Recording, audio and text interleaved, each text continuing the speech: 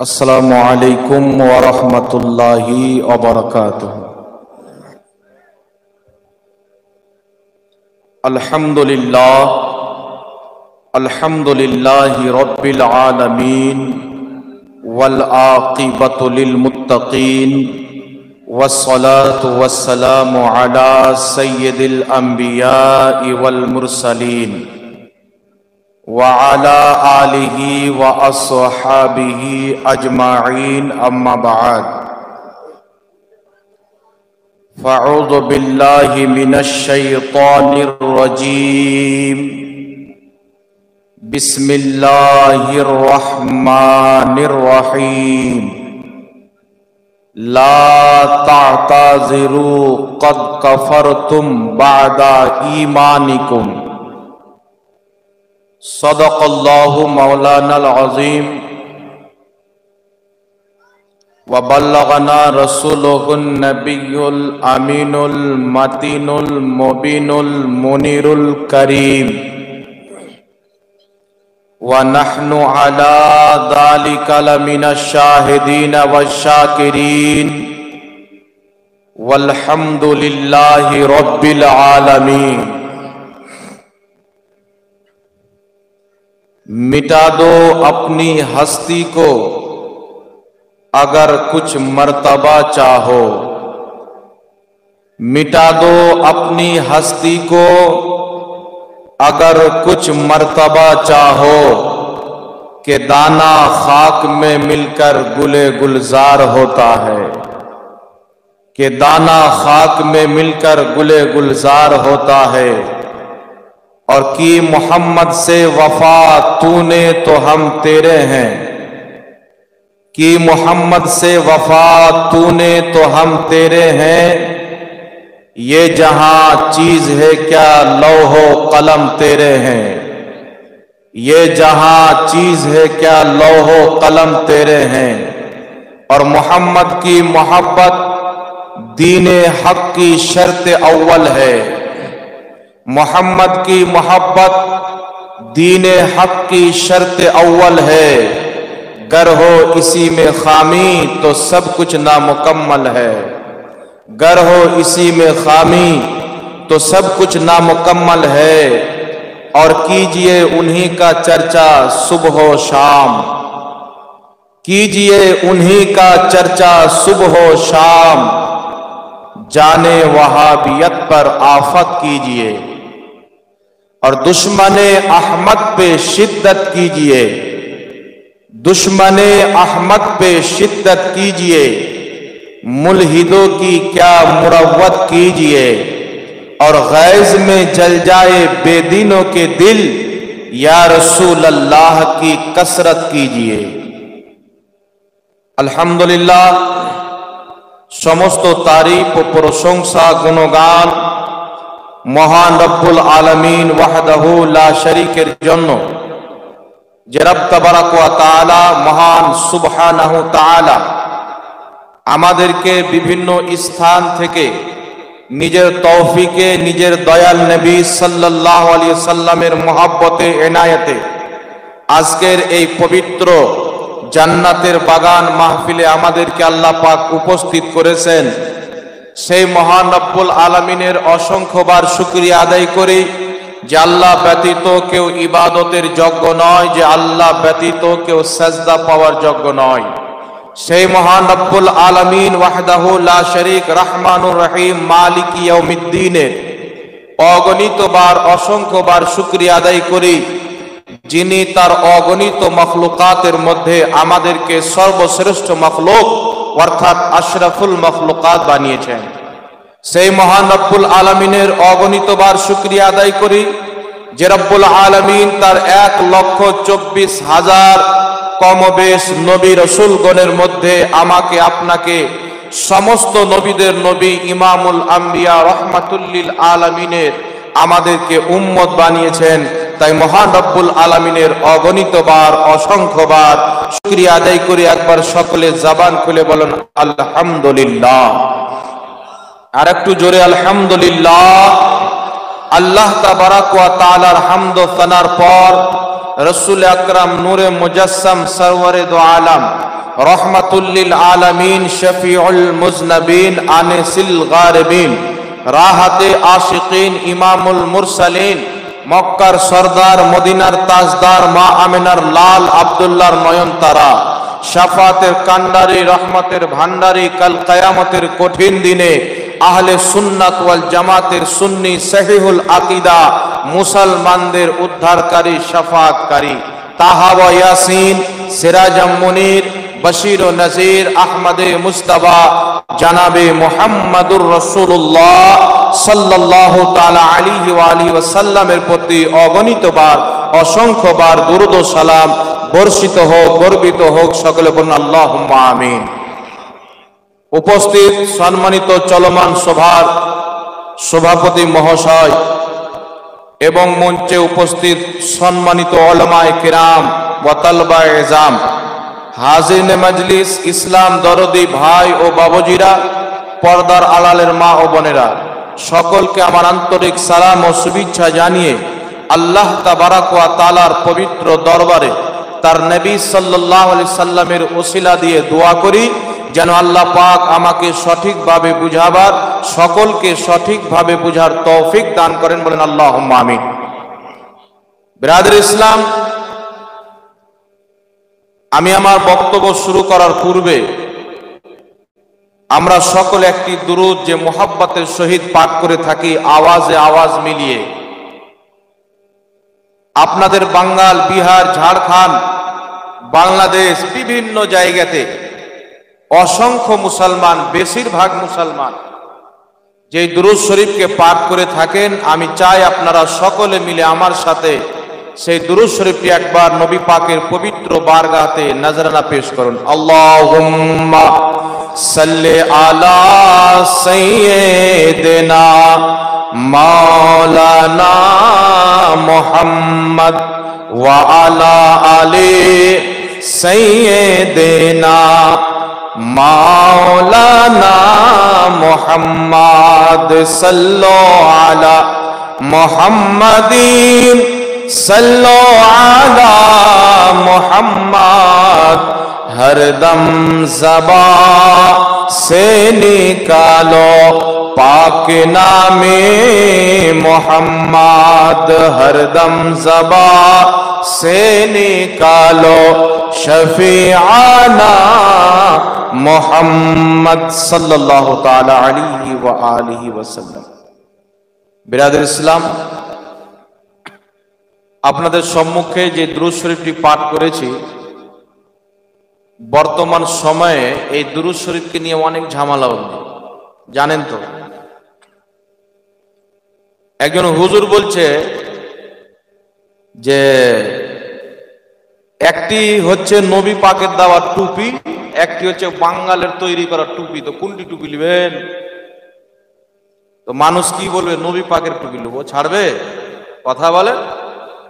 তো বলছে দুরুদে ইব্রাহিম, যেটা নামাজের মধ্যে পড়ি না, আল্লাহুম্মা সাল্লি আলা মুহাম্মাদিন ওয়া আলা আলি মুহাম্মাদ কামা সাল্লাইতা আলা ইব্রাহিমা ওয়া আলা আলি ইব্রাহিম ইন্নাকা হামিদুম মাজিদ। তারপরে বারিক আল্লাহ পড়েন কি বলেন না নামাজের মধ্যে? তো বলছেন নামাজের মধ্যে যে দুরুদ পড়া হয় এটা সর্বশ্রেষ্ঠ দুরুদ, এটাও তার বানানো ফতোয়া।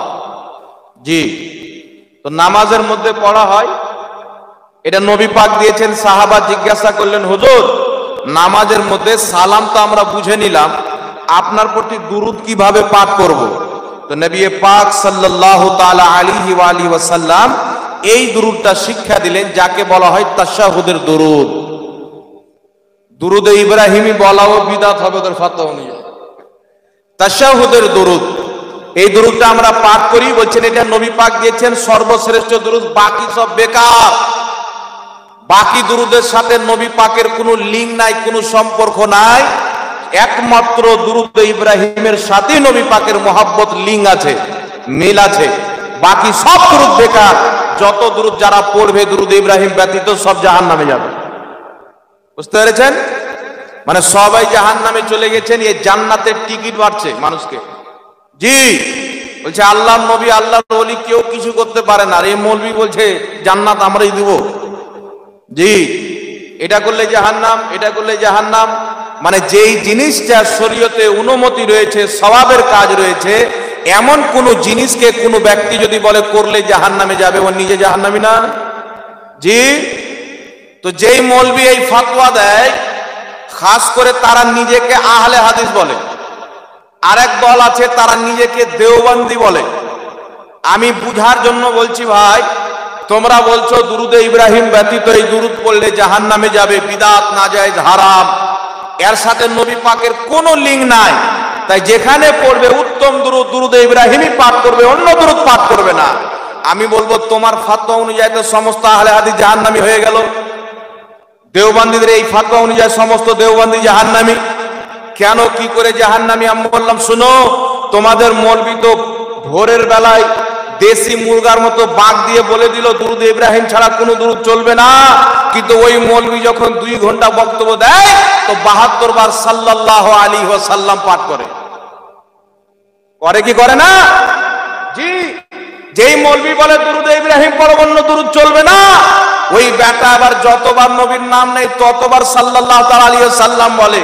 তাই আমি চ্যালেঞ্জ করেছি 1 বছর আগে, এখন পর্যন্ত চ্যালেঞ্জ করছি, এই নীল আকাশের নিচে জমিনের মাটিতে কোন আহলে হাদিস জামাতে মৌলবি জন্ম হয়নি, কিয়ামত পর্যন্ত জন্ম হবে না। দেওবন্দি জামাতে মৌলবি জন্ম হয়নি, কিয়ামত পর্যন্ত জন্ম হবে না। একটা হাদিস দেখাও যে আমার নবী বলেছে যখন আমার নাম নিবে সাল্লাল্লাহু আলাইহি ওয়াসাল্লাম পড়বে। নবীর কোন হাদিসে নাই, কোন সাহাবার হাদিসে নাই। তাহলে এই সাল্লাল্লাহু আলাইহি ওয়াসাল্লাম আসলো কোথায় থেকে? এটা তো নামাজের মধ্যে পড়া হয় না, এটা তো দুরুদে ইব্রাহিম না। এই দুরুদটা আসলো কোথায় থেকে? তো শুনেন, শরীয়তের বিধান হচ্ছে রাসূল পাক সাল্লাল্লাহু আলাইহি সাল্লাম বলেছেন যতবার আমার নাম বলবে দুরূদ শরীফ পাঠ করতে হবে। মুহাদ্দিসিনে কিরাম বুঝলেন নবীর নাম বললে দুরূদ পাঠ করতে হবে, নবীর নাম লিখলে দুরূদ পাঠ করতে হবে। আর শুধু দুরূদ পাঠ করতে আল্লাহ বলেননি, দুরূদও পাঠ করতে বলেছেন, সালামও পাঠ করতে বলেছেন। তাই যুগের মুহাদ্দিসিনে কিরাম সাল্লাল্লাহু আলাইহি ওয়াসাল্লাম এই দুরূদটা তারা নিজেই বানিয়েছে। তাহলে বানানো দুরূদ বেটা পড়ে কি পড়ে না? আপনাদের সাথে এটা চিটারি করে যে দুরূদটা পড়িয়েন না, ও বেটা নিজেই বানানো দুরূদ পড়ে। তাহলে ওর ফতোয়া অনুযায়ী গোটা আহলে হাদিস গোষ্ঠী জাহান্নামী হলো কি হলো না? এই ফতোয়াটা কি আমি দিলাম? তার ফতোয়াতেই জাহান্নামী প্রমাণ হয়ে যায়, আহলে হাদিস হোক দেওবন্দি হোক। আরে তোমরা বলছো করে বানানো দুরূদ চলবে না, একমাত্র দুরূদ ইব্রাহিম চলবে। বেটা 70 বার করে সাল্লাল্লাহু আলাইহি ওয়াসাল্লাম পাঠ করো, বুঝা গেল তোমরা যে জাহান্নামী, এটা তোমাদের মুখ দিয়ে বেরিয়ে যায়। জি। তাহলে সাল্লাল্লাহু আলাইহি ওয়াসাল্লাম বাদ দিতে হবে কি হবে না? ওকে ওর জন্য পড়া বিদআত কি বিদআত না, নাজায়েজ কি নাজায়েজ না, হারাম কি হারাম না? তো আমাদের নিকটে হারাম না, কারণ মুহাদ্দিসিনে কিরাম এই দুরূদটাকে লিখেছেন তিনার বাপের শানে না, রাসূলের পাকের শানে। বাপের শানে লিখলে আমরা প্রতিবাদ করতাম, দাদার শানে লিখলে প্রতিবাদ করতাম, মন্ত্রীর শানে লিখলে প্রতিবাদ করতাম। রাহমাতুল লিল আলামিনের শানে যে যা লিখবে আমরা তাকে বুকে জড়িয়ে নেব। সুবহানাল্লাহ। কারণ আমরা রাহমাতুল লিল আলামিন নবীর উম্মত, আমরা সেই নবীর মাননেওয়ালা। তাই কি বোঝা গেল? যারা সাল্লাল্লাহু আলাইহি ওয়াসাল্লাম পাঠ করে সুন্নিদেরই অধিকার আছে, আর যারা বলে নবীর দুরূদ ব্যতীত কোনো দুরূদ চলবে না, তাদের জন্য জরুরি আছে তারা সাল্লাল্লাহু আলাইহি ওয়াসাল্লামকে বাদ দিয়ে দেয়।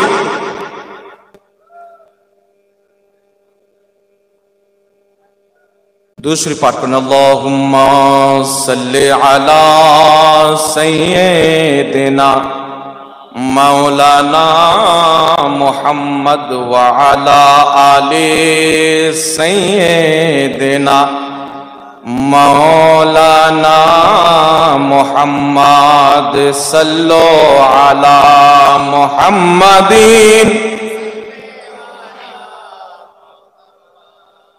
हरदम ज़बान से निकालो पाक नामे मोहम्मद, हरदम ज़बान से निकालो शफीआना मोहम्मद सल्लल्लाहु अलैहि वसल्लम। যাই হোক ব্রাদার ইসলাম, তাই এই ভেজালটা একটু ক্লিয়ার করে দিই। তাহলে আপনি চিন্তা করেন, যে মৌলবি বললেন যে দুরুদে ইব্রাহিম ছাড়া চলবে না, ওর কর্তব্য ছিল কি ছিল না যে যতবার নবীর নাম নিবে দুরূদ ইব্রাহিম পড়বে? এই জোরে বলেন, যতবার নবীর নাম নিবে দুরূদ ইব্রাহিম পাঠ করবে। তো যেই ব্যক্তি বলে দুরূদ ইব্রাহিম পড়ো, দুরূদ ইব্রাহিম পড়ো, মুহাদ্দিসের বানা দুরূদ চলবে না, আউলিয়া ইকরামের দুরূদ চলবে না, ওই ব্যক্তি নিজের বক্তব্যতে 100 বারের চাইতেও বেশি আপনার সাল্লাল্লাহু আলাইহি ওয়াসাল্লাম পাঠ করে, তাহলে তার ফতোয়া অনুযায়ী সে নিজেই মুনাফিক প্রমাণ হয়। এটা মুনাফিকি হলো না? নিজে ফতোয়া দিয়ে নিজে আমল করলো না, তাহলে একটা বক্তব্যতে 100 বার নবীর নাম হবে কি হবে না? তো রাসূল পাক সাল্লাল্লাহু আলাইহি সাল্লামের নাম যদি 100 বার নেয়, 100 বার দুরূদে ইব্রাহিম তাকে পাঠ করতে হবে।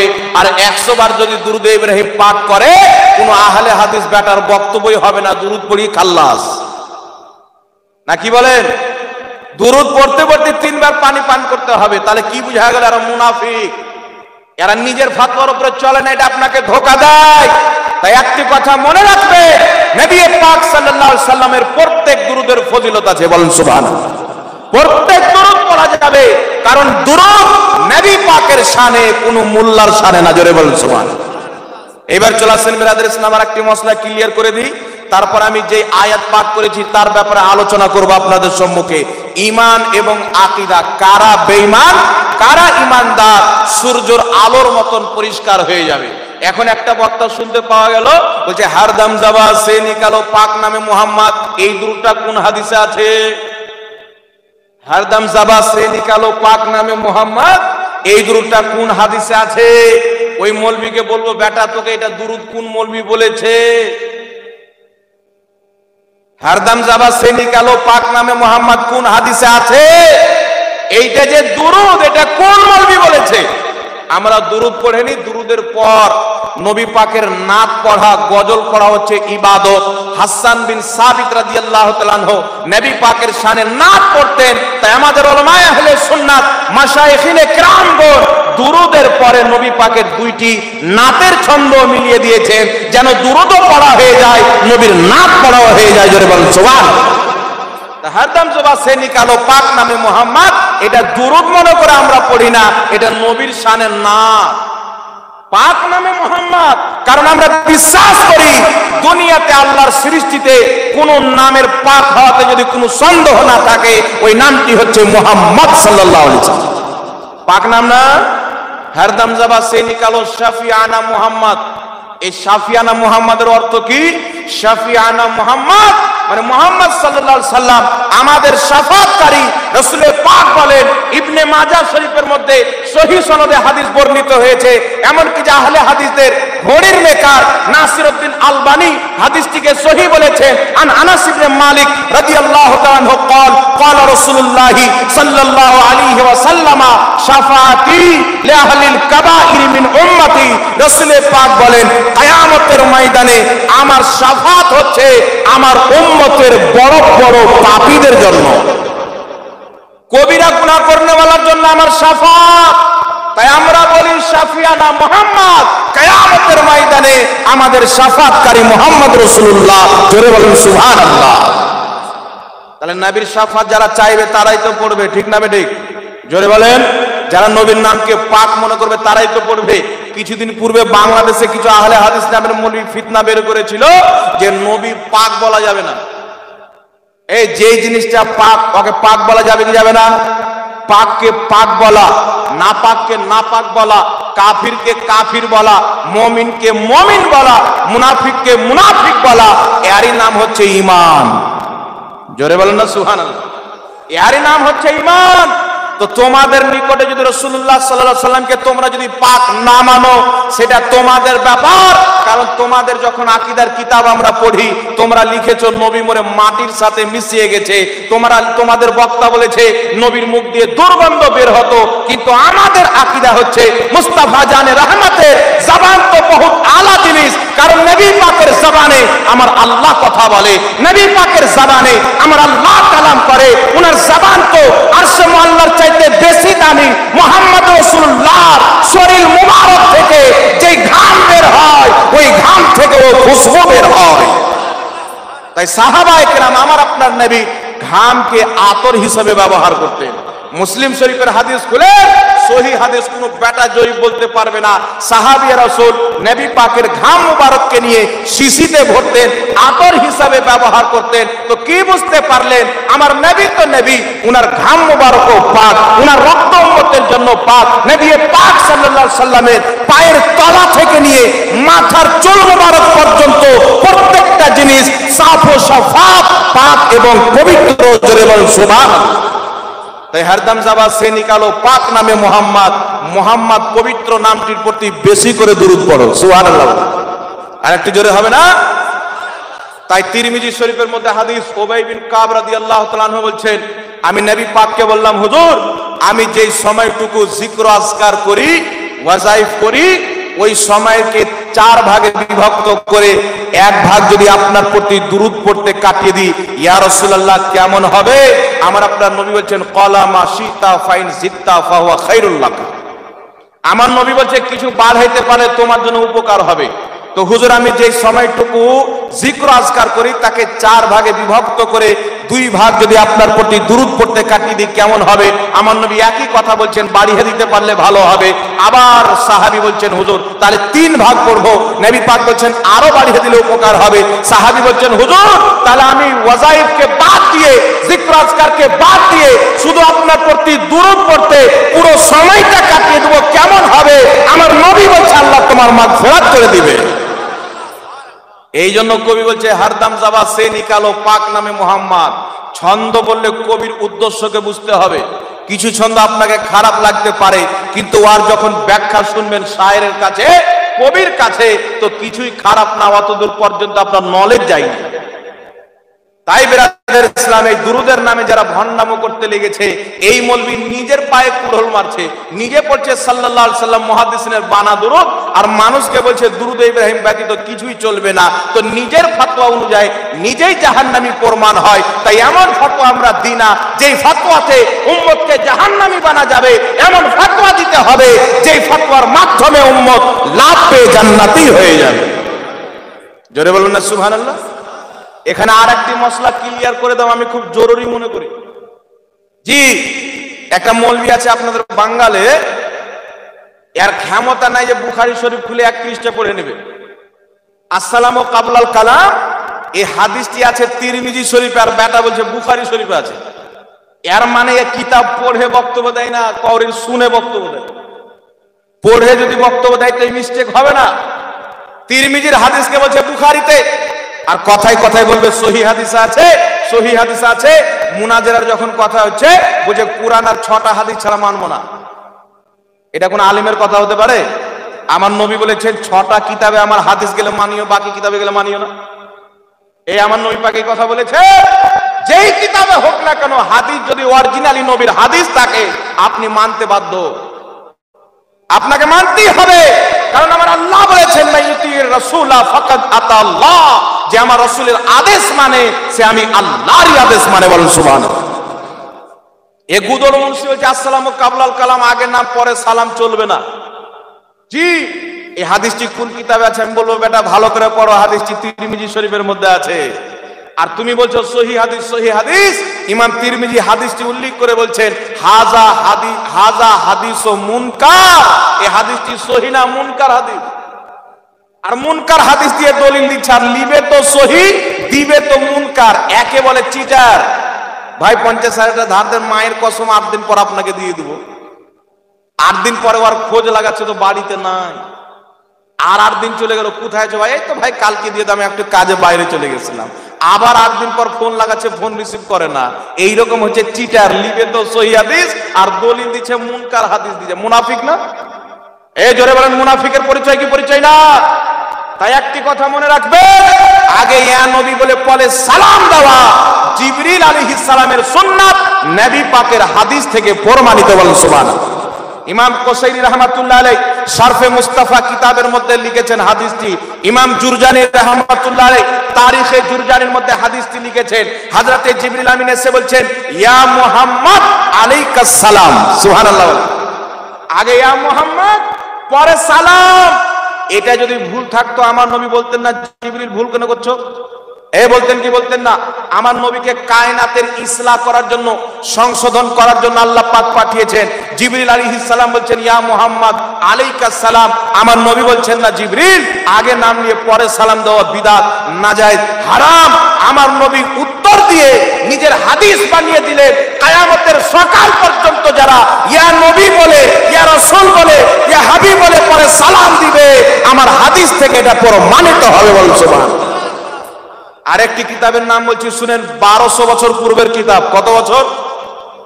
1200 বছর পূর্বের কিতাব। ইমাম সামারকান্দি রাহমাতুল্লাহ আলাইহি নিজের কিতাব আত-তানবিহুল গাফিলিন বিআহাদিসে সাইয়্যিদুল মুরসালিন কিতাবের মধ্যে স্পষ্ট লিখেছেন, আমরা যে নামাজে পড়ি আসসালামু আলাইকা আইয়ুহান নবী, তিনি এই তাশাহুদের বয়ান করতে গিয়ে লিখছেন আসসালামু আলাইকা আইয়ুহান নবী ইয়ানি ইয়া মুহাম্মদ আলাইকাস সালাম। ইমাম সামারকান্দি বলছে শুনো, নামাজের মধ্যে যেটা পড়া হয় আসসালামু আলাইকা আইয়ুহান নবী, এর অর্থই হলো ইয়া নবী সালামু আলাইকা ইয়া মুহাম্মদ আলাইকাস সালাম। এর অর্থই হচ্ছে এটা নাজায়েজ না। বলেন সুবহানাল্লাহ। তাই বিরাদর ইসলাম, নবী পাক সাল্লাল্লাহু আলাইহি সাল্লামের সামনে আগে নাম দিয়ে পরে সালাম দেওয়া হয়েছে। তাই ইয়া নবী সালামু আলাইকা পাঠ করা শরীয়ত সম্মত নবীর হাদিস মোতাবেক। একে যারা বিদআত বলে তারা নিজেই বিদআতি, তারা নিজেই বেঈমান, নিজেই বিদআতি। তাই আহলে সুন্নাত ওয়াল জামাত বিদআত করে না, জিবরিল আমিনের সুন্নাতে আমল করে। জোরে বলেন সুবহানাল্লাহ। এ কাকমুনসি বলছে যে কায়ামের বয়স হলো 150 বছর। কি বলছে? যে আপনারা অনেকেই শুনে হবেন, বলছে কায়ামের বয়স 150 বছর। পাকা মিথ্যা। তাহলে এইরকম একটি পবিত্র স্টেজে যাকে 20,000 টাকা নাজরান দিয়ে মানুষ ডাকে মিথ্যা শোনার জন্য, এ কাকমুনসি বলছে কায়ামের বয়স হলো 150 বছর। আমি চ্যালেঞ্জ করেছি, তোমার মতন সাউকাত যদি 40টা বেটা আরো জন্ম দিয়ে দেয় তো কিয়ামতের সকাল পর্যন্ত প্রমাণ করতে পারবে না কায়ামের বয়স 150 বছর। তুই পাক্কা মিথ্যা বলেছো। তাই বুখারী মুসলিমের মুত্তাফিকুন আলাইহি হাদিস, আমার আপনার নবী বলেছেন শুনো, কিয়ামতের পূর্বে দাজ্জালুনা কাজ্জাবুন, দাজ্জাল বের হবে, কাজ্জাব মিথ্যক বের হবে, এমন এমন কথা বলবে না তোমরা শুনেছো না তোমাদের বাপ দাদা শুনেছে। মিথ্যা কথা বলে মানুষকে গুমরাহ করো। আমি দলিল দিয়েছি শুনো, আজকের দলিল দিব না, এমন ইমামের দলিল দিচ্ছি যাকে সবাই মানে। ইমাম ইবনে হাজার আসকালানী রাহমাতুল্লাহ আলাইহি নিজের কিতাব মাওলুদুল কবিরের মধ্যে স্পষ্ট লিখেছেন যে মিলাদের কিয়াম, দাঁড়িয়ে যে নবী পাককে সালাম দেওয়া হয় ইয়া নবী সালামু আলাইকা, তিনি বলেছেন মিলাদের কিয়াম হচ্ছে মুস্তাহাব। এটি সমস্ত উলামায়ে কেরাম এটা মেনে নিয়েছে। বল সুবহানাল্লাহ। তো ইমামের ফতোয়া আলাদা, জাহিলের ফতোয়া আলাদা। কত বছর পূর্বে? কমবে 550 বছর পূর্বে ইমাম ইবনে হাজার আসকালানী ফতোয়া দিয়েছেন, যিনি জগৎ বিখ্যাত মুহাদ্দিস, লক্ষ লক্ষ হাদিসের হাফিজ। আচ্ছা, ইনার কিতাব হয়তো এর কাছে পৌঁছায়নি। আর একটা কিতাবের নাম বলছি যেটা দেওবান থেকে ছাপানো হয়েছে, আখবারুল আখিয়ার। ইমাম আব্দুল হক মুহাদ্দিস দেহলভী আল বুখারী রাহমাতুল্লাহ আলাইহি এই কিতাবের 634 পৃষ্ঠার মধ্যে লিখেছেন যে কিয়াম করা সওয়াবের কাজ। জোরে বলেন সুবহানাল্লাহ। জি, তো মুহাদ্দিসিন ইমাম বলছেন সওয়াবের কাজ, আর এই গাঁজাখোর চোর বলছে যে গুনার কাজ। তো মুহাদ্দিসিন শরীয়ত বেশি বুঝতে না এরা বেশি বুঝে? কথা বলেন, শরীয়তটা কারা বেশি বুঝতেন? মুহাদ্দিসিনে কেরাম বুঝতেন। তাই বিরাদ ইসলাম খবরদার, যুগ যুগের উলামায়ে কেরাম ফতোয়া দিয়েছেন কিয়াম করা যায়, যারা কিয়াম করবে তারা নেকি পাবে। জোরে বলেন সুবহানাল্লাহ। আর নেকির কাজকে যারা হারাম বলবে, গুনাহ হবে, পাপী হবে। তো আপনারা পাপী হবেন না নেককার হবেন? এই জোরে বলেন, পাপী হবেন না নেককার হবেন? যাই হোক, আর একটি কথা আপনাদের সম্মুখে ক্লিয়ার করে দিই।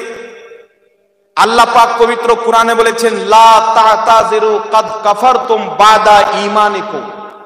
আল্লাহ বলছেন তুমি ঈমান আনার পরে বেঈমান হয়ে গেছো, কাফির হয়ে গেছো। কাকে বলছে? তাফসীরে তাবারির মধ্যে রয়েছে একজন ব্যক্তি মুনাফিক ছিল, আরেকজন ব্যক্তি সাহাবীর উট হারিয়ে গেল। নবী পাক সাল্লাল্লাহু আলাইহি ওয়াসাল্লাম বলেন উমুকের উট উমুক জঙ্গলে বাঁধা আছে। এ মুনাফিক বলছে, মুহাম্মদ বলছে উমুকের ইট উমুক জঙ্গলে বাঁধা আছে। মুহাম্মদ কি গায়েব জানে? ও তো গায়েব জানে না। আমার আল্লাহ পাক তো সব জানেন। জানেন কি জানেন না? আল্লাহ বলছে জিবরিল, আমার নবীকে যে আমি অসংখ্য গায়েবের ভান্ডার দান করেছি, আজকে আমার নবীর ইলমে গায়বের উপরে আঙুল তুলেছে মুনাফিক। তুমি আয়াত দিয়ে চলে যাও, সঙ্গে সঙ্গে আল্লাহ আয়াত দিয়ে পাঠালেন, ওয়ালা ইন সালতাহুম লা ইয়াকুলুন্না ইন্নামা কুন্না নাখুদু ওয়া নালআবু কুল আবিল্লাহি ওয়া আয়াতিহি ওয়া রাসূলিহি কুনতুম তাস্তাহজিউন। মহান রব্বুল আলামিন বলছে, মাহবুব, ওই মুনাফিককে যদি জিজ্ঞাসা করো তুমি কি এই কথা বলেছো যে মুস্তাফা গায়েব জানে না, ওই ব্যক্তি বলবে আমি তো মাজাক করছিলাম, ঠাট্টা করতেছিলাম। আল্লাহ বলছে, শুনো, বাহানা করিও না, লা তাতাযিরু কাদ কাফারতুম বাদা ঈমানিকুম। বাহানা করিও না, তুমি ঈমান আনার পর আমার নবীর গায়েবকে অস্বীকার করার কারণে কাফির হয়ে গেছো। জোরে বলেন না সুবহানাল্লাহ। তাহলে নবীর গুস্তাখের উপর আল্লাহ কাফিরের ফতোয়া দিলেন কি দিলেন না? আরেকটি আয়াত বলি শুনেন। আল্লাহ তাবারাক ওয়া তাআলা আদম নবীকে সমস্ত ফেরেশতাকে হুকুম করলেন, আমার আদমকে সাজদা করো।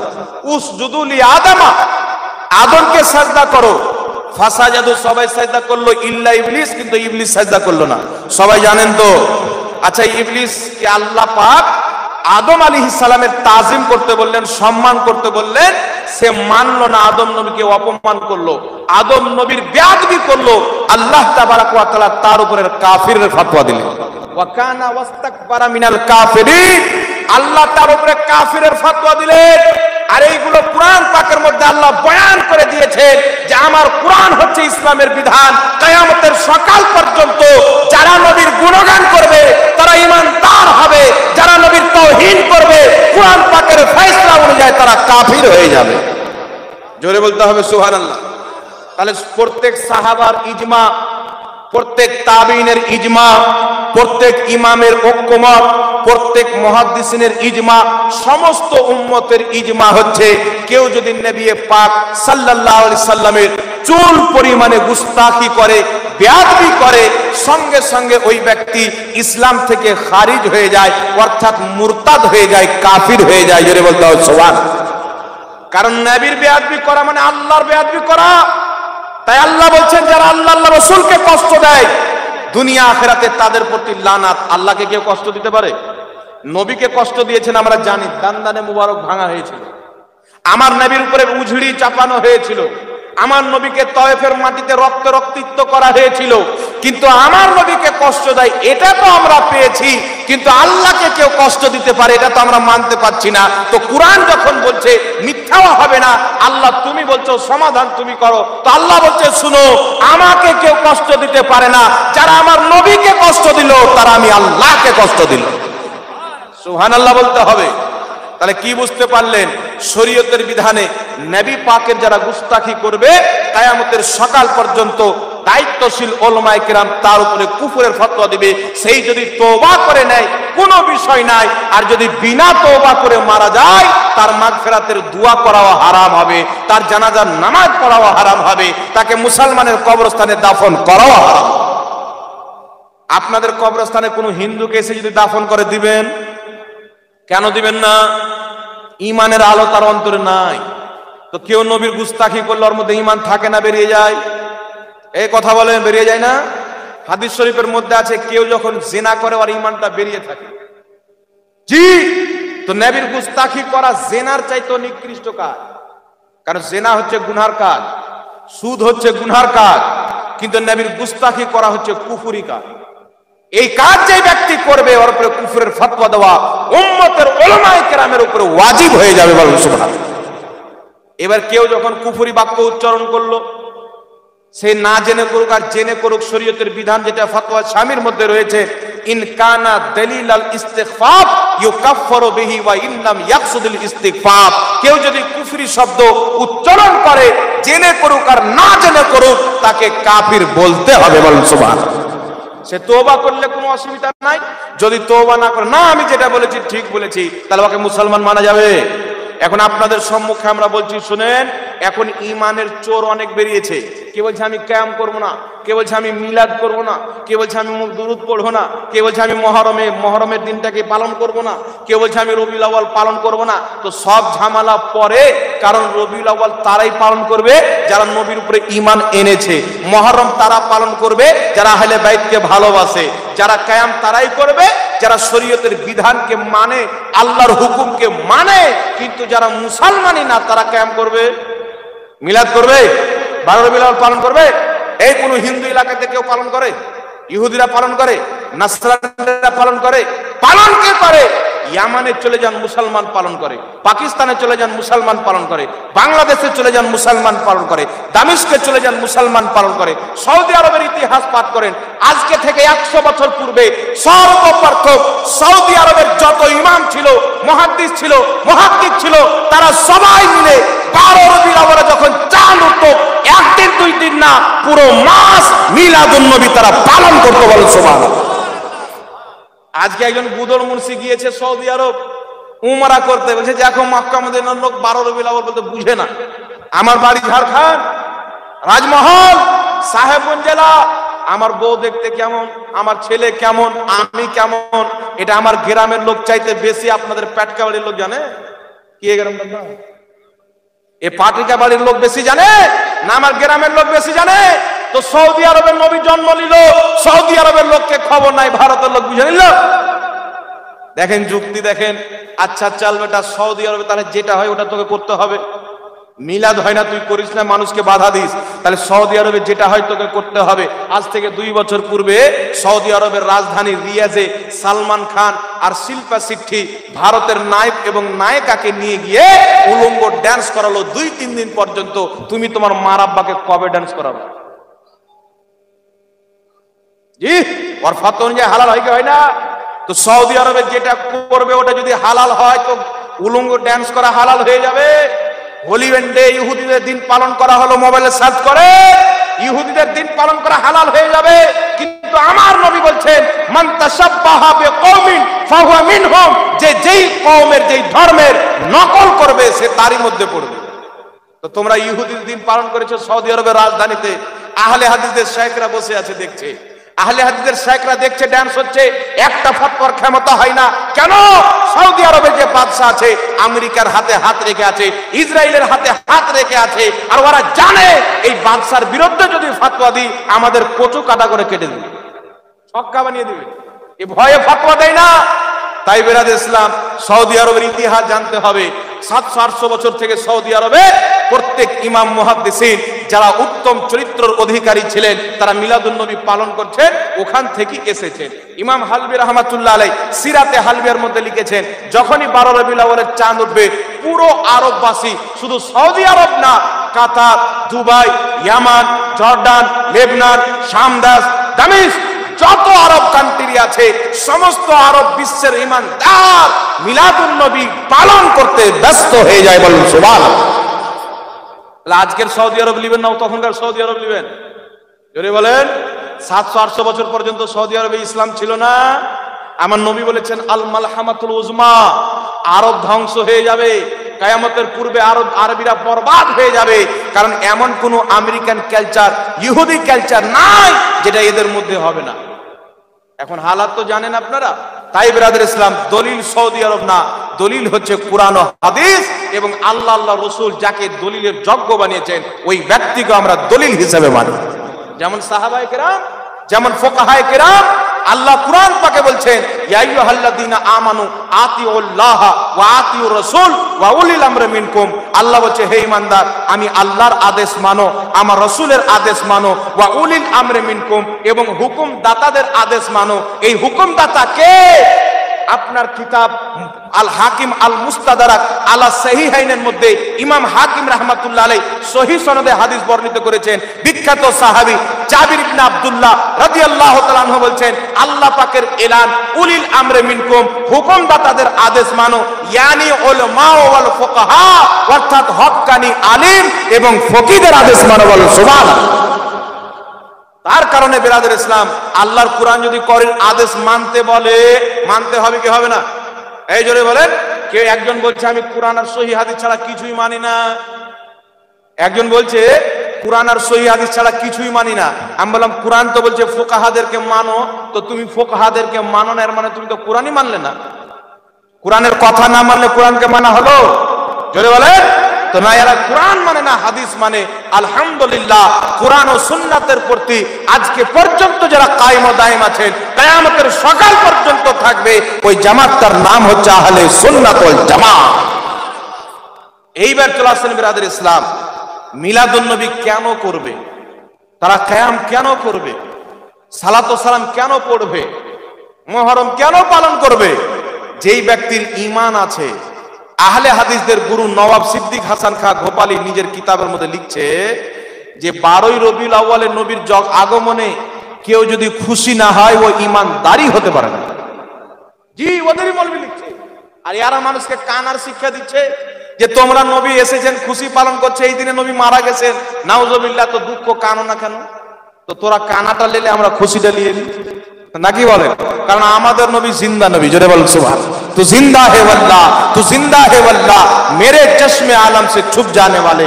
এইবার আপনাদের সম্মুখে আমি তাদের কয়েকটি চরিত্র দেখাবো যে মিলাদুন নবী তো এদের চলবে না, সালাম ও কিয়াম তো এদের চলবে না, এদের চলবেটা কি একটু কান খুলে আর মন খুলে দেখে নেন। এদের কি চলবে? সর্বপ্রথম একটি কিতাব আপনাদেরকে দেখাই, সিরাতে মুস্তাকিম। এই কিতাবের লেখকের নাম হচ্ছে ইসমাইল দেহলভি। ছাপা হয়েছে কোথায় থেকে? দারুল কিতাব দেওবন্দ, ইউপি। দেওবন্দির এই কিতাবটা ছেপেছে। দেওবন্দি জামাতের সবচাইতে বড় মুশরিক। আহলে হাদিসরা বলে ইনি আমাদের ছিল, দেওবন্দিরা বলে আমাদের ছিল। আমরা বলি এরকম নাপাক তোদেরকে মুবারক, আমাদেরকে পবিত্র আলা হযরত মুবারক। সুবহানাল্লাহ।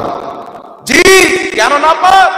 দেওবন্দিদের সবচাইতে বড় গুরু, যার নাম নিলে রহমাতুল্লাহ আলাইহি বলতে বলতে জিহ্বার পানি শুকিয়ে দেয়, এই এদের রহমাতুল্লাহ আলাইহি, যার উপরে আল্লাহর রহমত হওয়ার দোয়া করছে। এই কিতাবের 148 নম্বর পৃষ্ঠার মধ্যে কি ফল এদেরকে দিচ্ছে আমি আপনাদের মুখে পড়ে শোনাচ্ছি, সম্মুখে দেখেন। এই কিতাবের 48 নম্বর পৃষ্ঠা, কারোর কোনো সন্দেহ থাকলে আসে কিতাবটার ফটো করে নিয়ে যান, কোনো অসুবিধা নাই। এই কিতাবের 48 নম্বর পৃষ্ঠাতে নামাজের বয়ান করতে গিয়ে লিখছে যে জিনা के वसवसे से अपनी बीवी की मुजामियात का ख्याल बेहतर है। জিনার চাইতে স্বামী স্ত্রীর সহবাসের শরত নামাজের মধ্যে চলে আসে তো উত্তম। और शायद या इसी जैसे और बुजुर्गों की तरफ खवा रिसालत माआब ही हो सल्लल्लाहु अलैहि वसल्लम, अपनी हिम्मत को लगा देना अपने बैल और गधे की सूरत में मुस्तगरक होने से बुरा है। এখানে মূর্খ জাহিল রাহুল বসে নাই যে বলে দিবে ইবারত পড়বে না, ওর যোগ্যতা নাই যে ইবারত পড়বে, ওর ক্ষমতা নাই যে উর্দু পড়বে, আরবি পড়বে। আলহামদুলিল্লাহ, আরবি কিতাব আপনাদের সম্মুখে পড়ে দলিল দেব, উর্দু কিতাবও পড়ে দেখাবো ইনশাআল্লাহ। যোগ্যতা রাখার পরে বক্তব্য দিতে এসেছি। ঘাস কাটতাম হুট করে বক্তা হয়ে যায়নি। 14 বছর মাদ্রাসায় পড়াশোনা করে এই জায়গাতে আল্লাহ পাক নিয়েছে। এই কিতাবের মধ্যে লিখছে নামাজের মধ্যে জিনার চাইতে স্বামী স্ত্রীর স্মরণ চলে আসা উত্তম, কিন্তু কোন শেখ বা কোন পীরের স্মরণ যদি চলে আসে, বরং রিসালাত মা আবহি হো, নবী পাকেরই যদি স্মরণ চলে আসে, তো গরু ছাগলের স্মরণে ডুবে যাওয়া চাইতো না পাক। জি, নবীর স্মরণ চলে আসলে কি হবে বলছে? শিরিক। গরুর স্মরণ আসলো নামাজ হয়ে গেল, গাধার স্মরণ আসলো নামাজ হয়ে গেল, স্বামী স্ত্রীর সহবাসের স্মরণ চলে আসলো নামাজ হয়ে গেল। মুহাম্মদ রাসূলুল্লাহর স্মরণ আসলে নামাজ হবে না। মুসলমান হতে পারে? এটা কোন মুসলমান বলতে পারে? একে যারা রাহমাতুল্লাহ আলাইহি বলে, ওর রাহমাতুল্লাহ আলাইহি বলা উচিত না লানাতুল্লাহ বলা উচিত? জোরে বলে। এইরকম ফতোয়া দেওয়ার প্রতি আল্লাহর রহমত কোনোদিন হতে পারে না। এইরকম ব্যক্তির উপরে আল্লাহর এই দুনিয়াতেও লানাত, কিয়ামতের ময়দানেও লানাত হবে, বলেন সুবহানাল্লাহ। ঠিক তাই এই হচ্ছে দেওবন্দের কারতুব। একটা হলো এইবার চলে আসেন ব্রাদার ইসলাম, আরেকটি কিতাব আপনাদের সম্মুখে শোনাই, তাহজিরুন নাস। কোথায় আছে হযরত? আরেকটি কিতাব এই দেখেন, তাহজিরুন নাস কিতাবটির নাম। রিসালা, এই যে পত্রিকা বের হয় না, এই রকম রিসালা একটি। কিতাবটি কে লিখেছেন দেখেন, হুজ্জাতুল ইসলাম কাসিমুল উলুম ওয়াল খায়রাত মাওলানা মুহাম্মদ কাসিম সাহেব কুদ্দাসা সিরাউল আজিজ বানি দারুল উলুম দেওবন্দ। নাউজুবিল্লাহ বলে। ওই দেওবন্দ মাদ্রাসার প্রতিষ্ঠাতা কাসিম নানতবী সাহেব, যাকে বলছে কাসিমুল উলুম ওয়াল খায়রাত, ইলম বাঁটনে वाला, খায়রাত বাঁটনে वाला।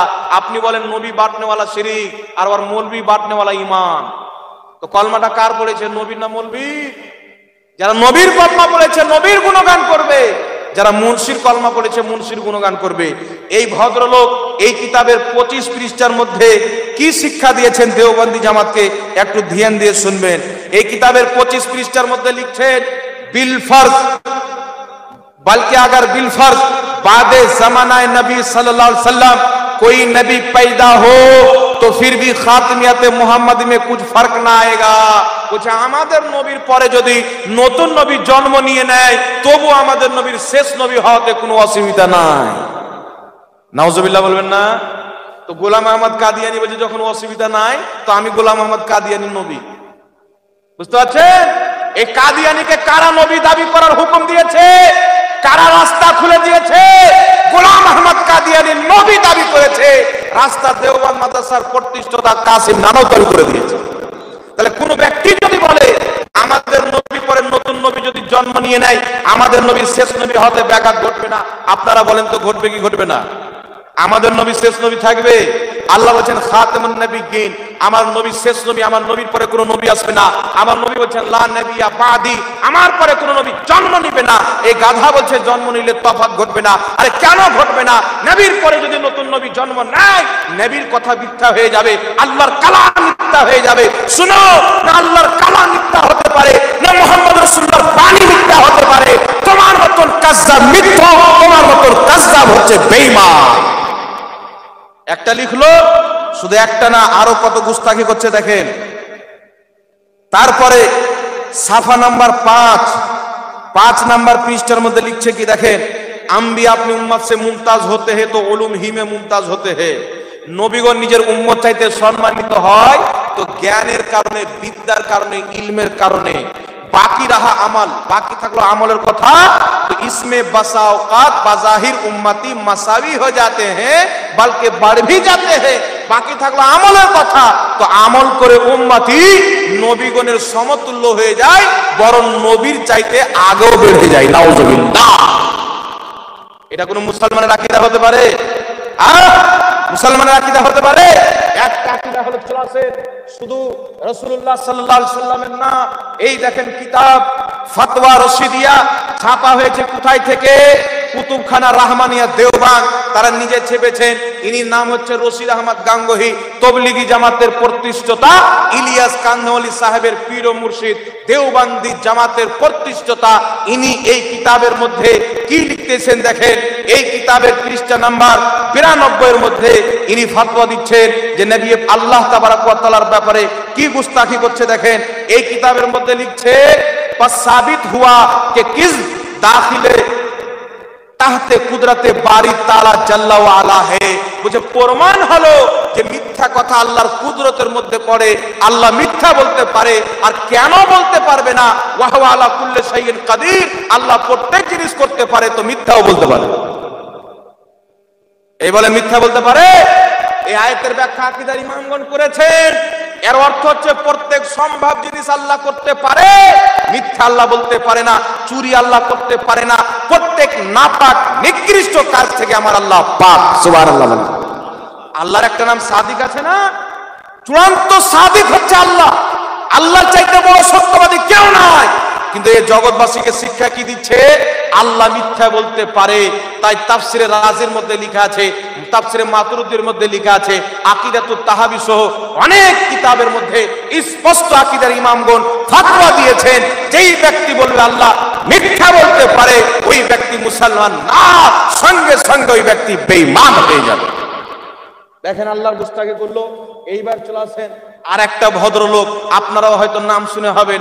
এই দেখেন চটি কিতাব লিখে আমার নবীর ব্যাপারে কত বড় কথা লিখেছেন। আশরাফ আলী থানভী, নাম শুনেছেন?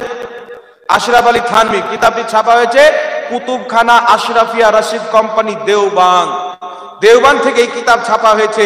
এই কিতাবের পৃষ্ঠা নাম্বার 8, আশরাফ আলী থানভী पृष्ठ नंबर 8 मध्य की लिखছেন देखें लिखছে अगर बाज़ इल्म गैबिया मुराद है तो इसमें हुजूर ही की क्या तखसीस ऐसा इल्म गैब तो ज़ैद व अमर व बल्कि हर सभी व मजनून बल्कि जमीय हैवानात व बाहिम के लिए भी हासिल है। इन्हीं বলছেন যদি নবী কিছু ইলমে গায়েব জানে তাতে নবী পাকের কি বিশেষত্ব আর এই রকম ইলমে গায়েব যেই রকম নবী জানে প্রত্যেক বাচ্চাও জানে প্রত্যেক পাগলও জানে প্রত্যেক জানোয়ারও জানে বলেন নাউযুবিল্লাহ। तो नबीर ज्ञान के जे जानवरेर साथे तुलना देबे मुसलमान ना काफिर, नबीर ज्ञान के जे पागलेर संगे तुलना देबे मुसलमान थाकबे। शुधु एकटा ना आर कयेकटा देখিয়ে দিচ্ছি শুনেন, একটা শুধু না বিরাদর ইসলাম। তারপরে চলে আসেন এই দেখেন কিতাব, কিতাবটির নাম হচ্ছে বারাহিনে কাতিয়া। এই কিতাবের লেখকের নাম হচ্ছে রশিদ আহমদ গাঙ্গোহীর অনুমতিতে কিতাবটি লিখেছিল খলিল আহমদ আম্বেঠি।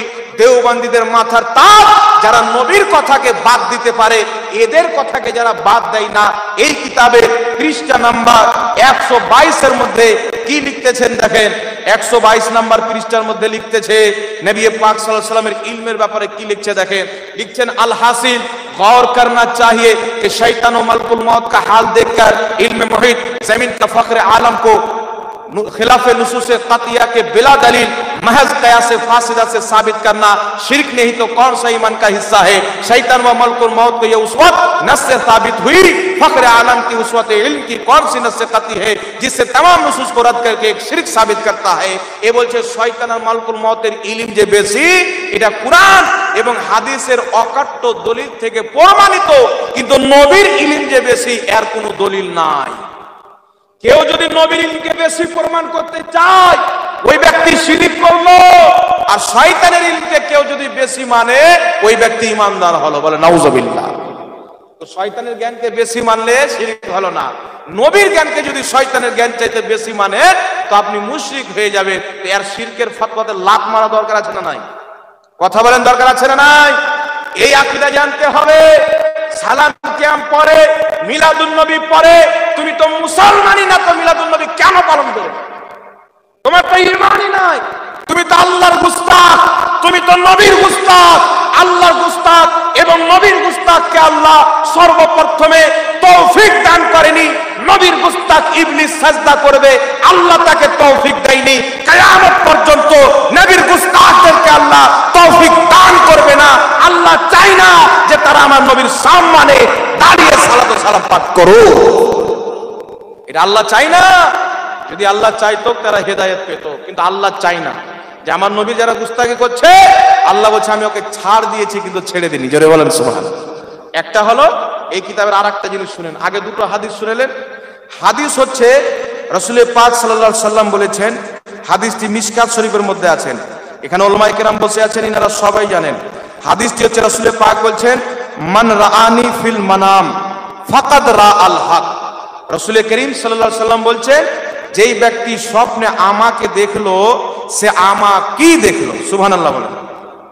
যে ব্যক্তি স্বপ্নে আমাকে দেখলো সে আমাকেই দেখলো। কিন্তু এই বেহুদা নবী পাক সাল্লাল্লাহু আলাইহি সাল্লামের ব্যাপারে কি লিখছে দেখেন।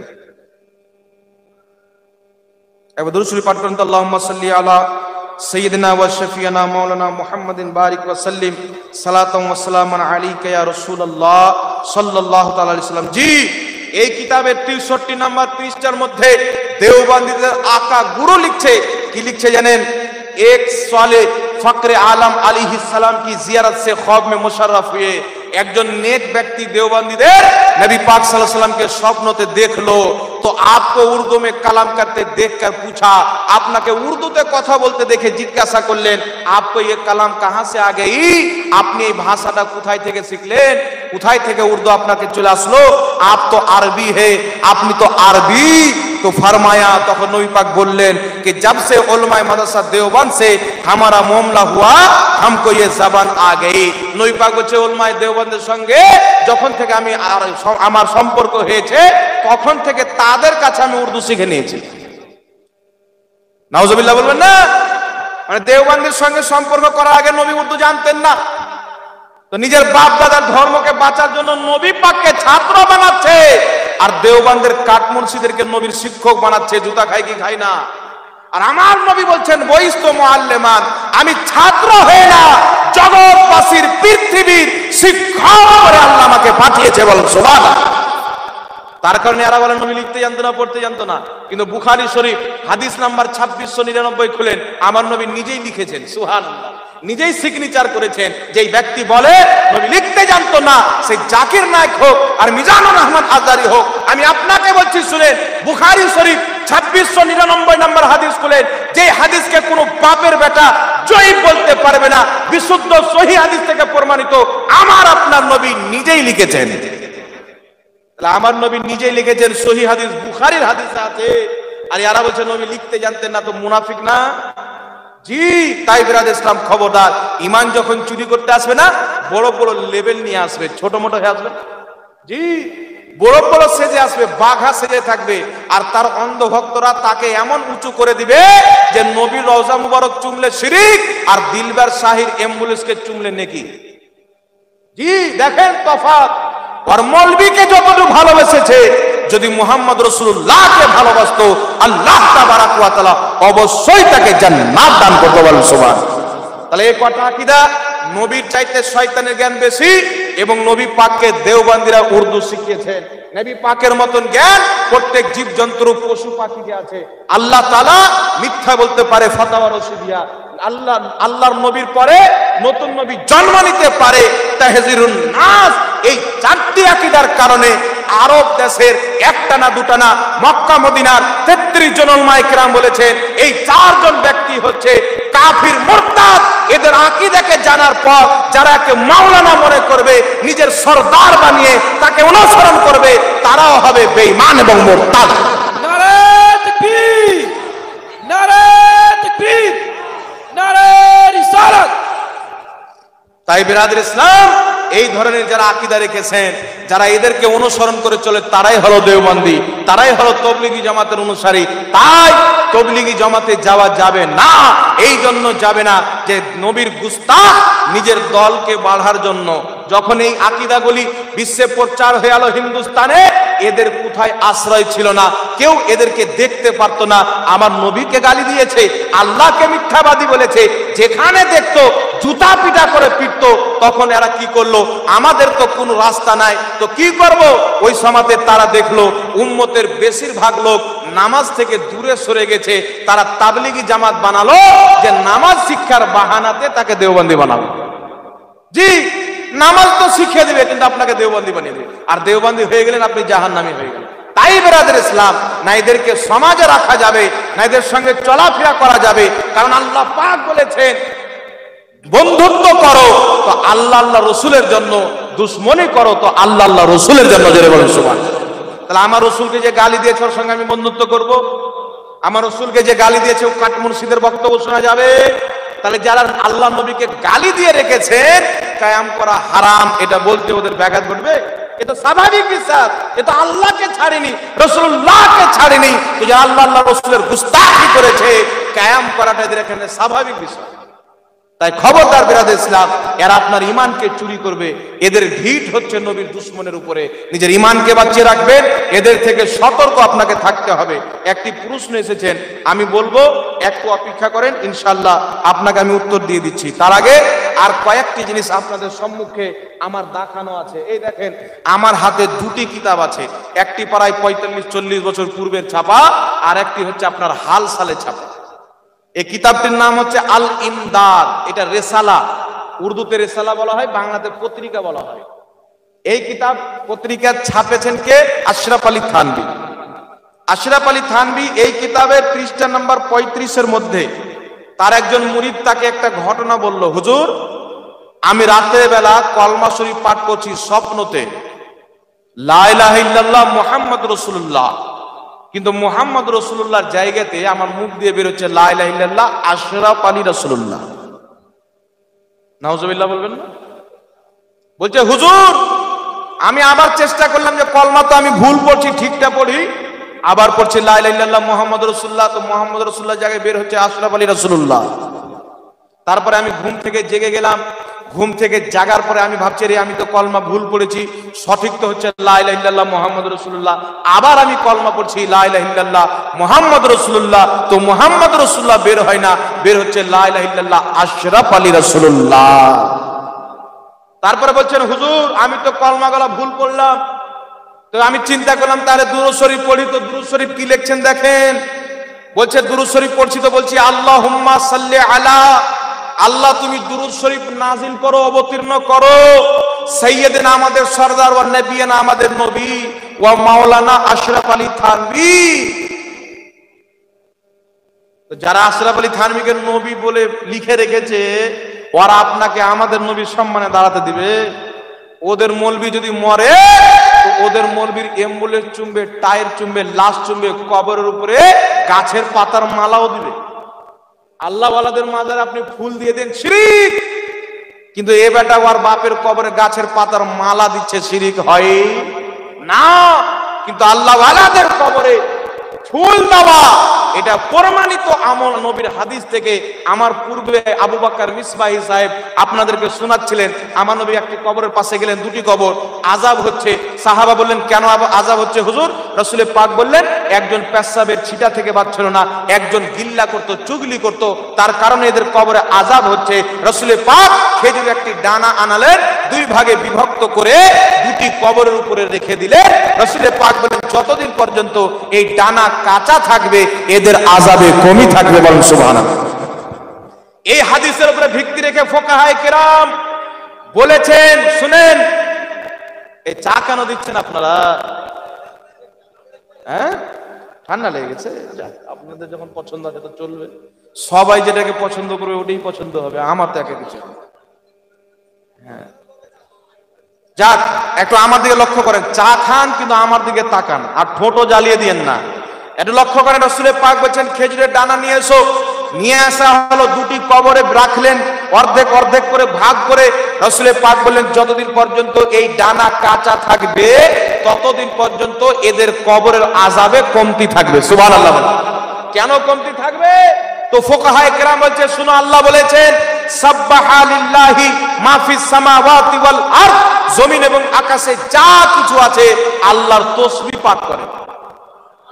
তো এই গাছের পাতা তাসবিহ পাঠ করবে, যতদিন কাঁচা থাকবে এদের আযাবে ওই তাসবিহ পাঠ করার সওয়াব পাবে, কমতি থাকবে।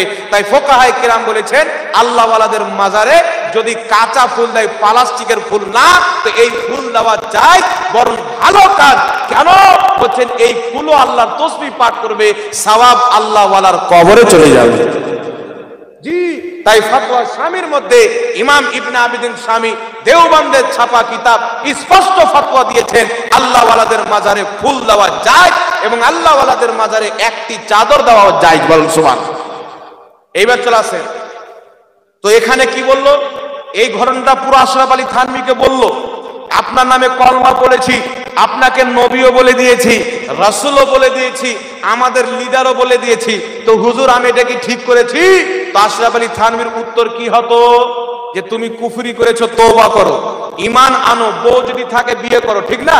কিন্তু ইনি ফাতোয়া কি দিচ্ছেন দেখেন, জবাব ইস ওয়াকিয়া মে তাসাল্লি থি, এই পুরো ঘটনাটায় সন্তুষ্ট ছিল कि जिसकी तरफ तुम रुजू करते हो वो बेहौने ही ताला मुत्तबाए सुन्नत है, যার নামে তুমি কলমা পড়ছো, যাকে নবী রাসূল বলছো, সেই ব্যক্তি একজন সুন্নাত মোতাবিক চলাচল করে।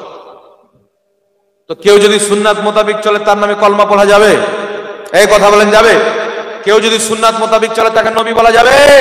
তাই বাংলাদেশের একজন দেওবন্দি বক্তা বলেছে আমাদের আলিমগণ আমাদের নবী।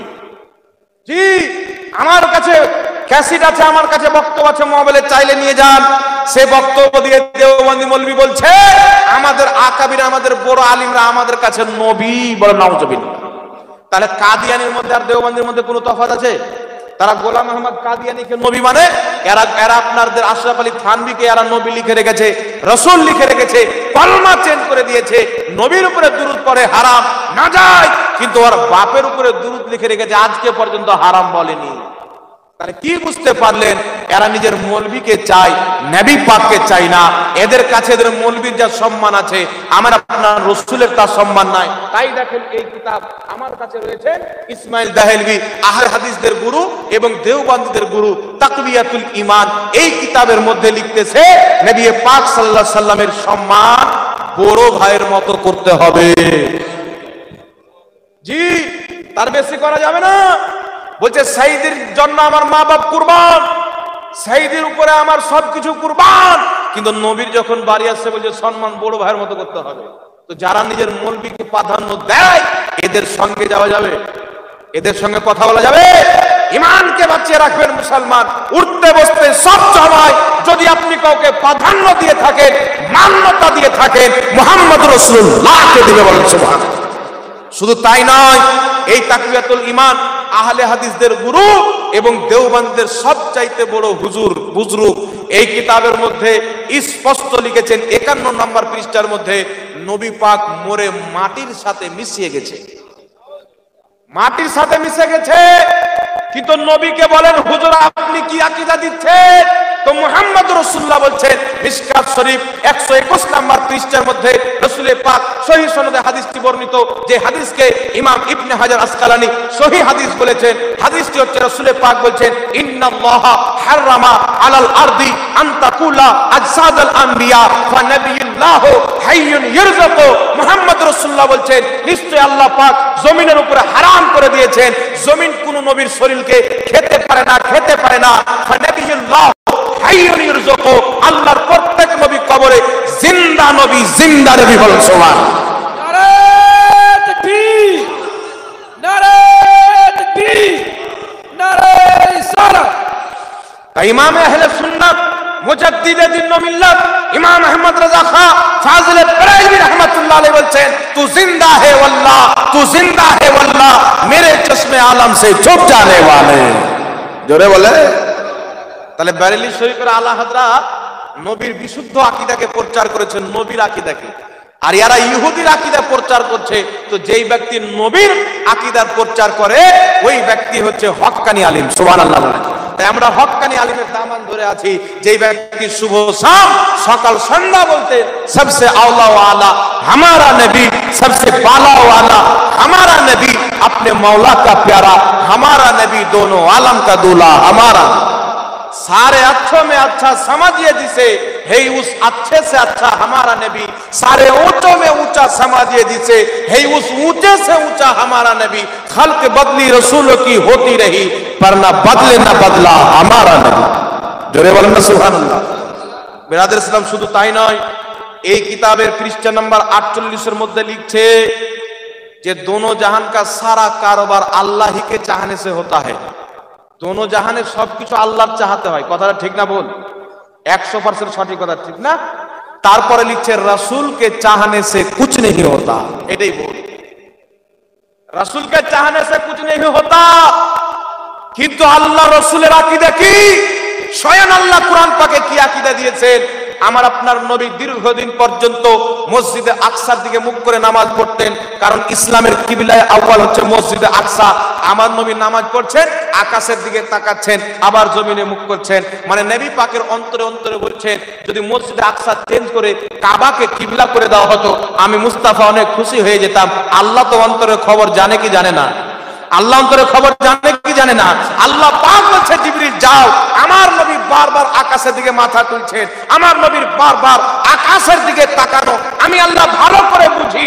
যাও, আমার নবী চাচ্ছে মসজিদ আকসা কিবলা চেঞ্জ করে যেন কাবাকে কিবলা করে দেওয়া হয়। আল্লাহ বলছে জিবরিল আমার নবীকে গিয়ে বলে দাও যেন নামাজের মধ্যে নিজের চেহারাকে ফিরিয়ে কাবার দিকে করে নেয়। আমার নবী জাতি রাজি, আমি জাতি রাজি। তাই বরেলির আলা হযরত বলছেন সারি দুনিয়া চাহতে है रज़ाए खुदा, खुदा चाहता है रज़ाए मोहम्मद। সারা পৃথিবী চাই আল্লাহকে রাজি করব, আল্লাহ চাই আমার মুস্তাফা বন্ধুকে রাজি করব। সুবহানাল্লাহ। তাই আল্লাহ পাক কুরআন পাক আয়াত দিয়ে পাঠালেন। কি আয়াত দিয়ে পাঠালেন? কাদ নারা তাকাল্লুবা ওয়াজহিকা ফিস সামাই ফালানুওয়াল্লিয়ান্নাকা কিবলাতান তারদাহা।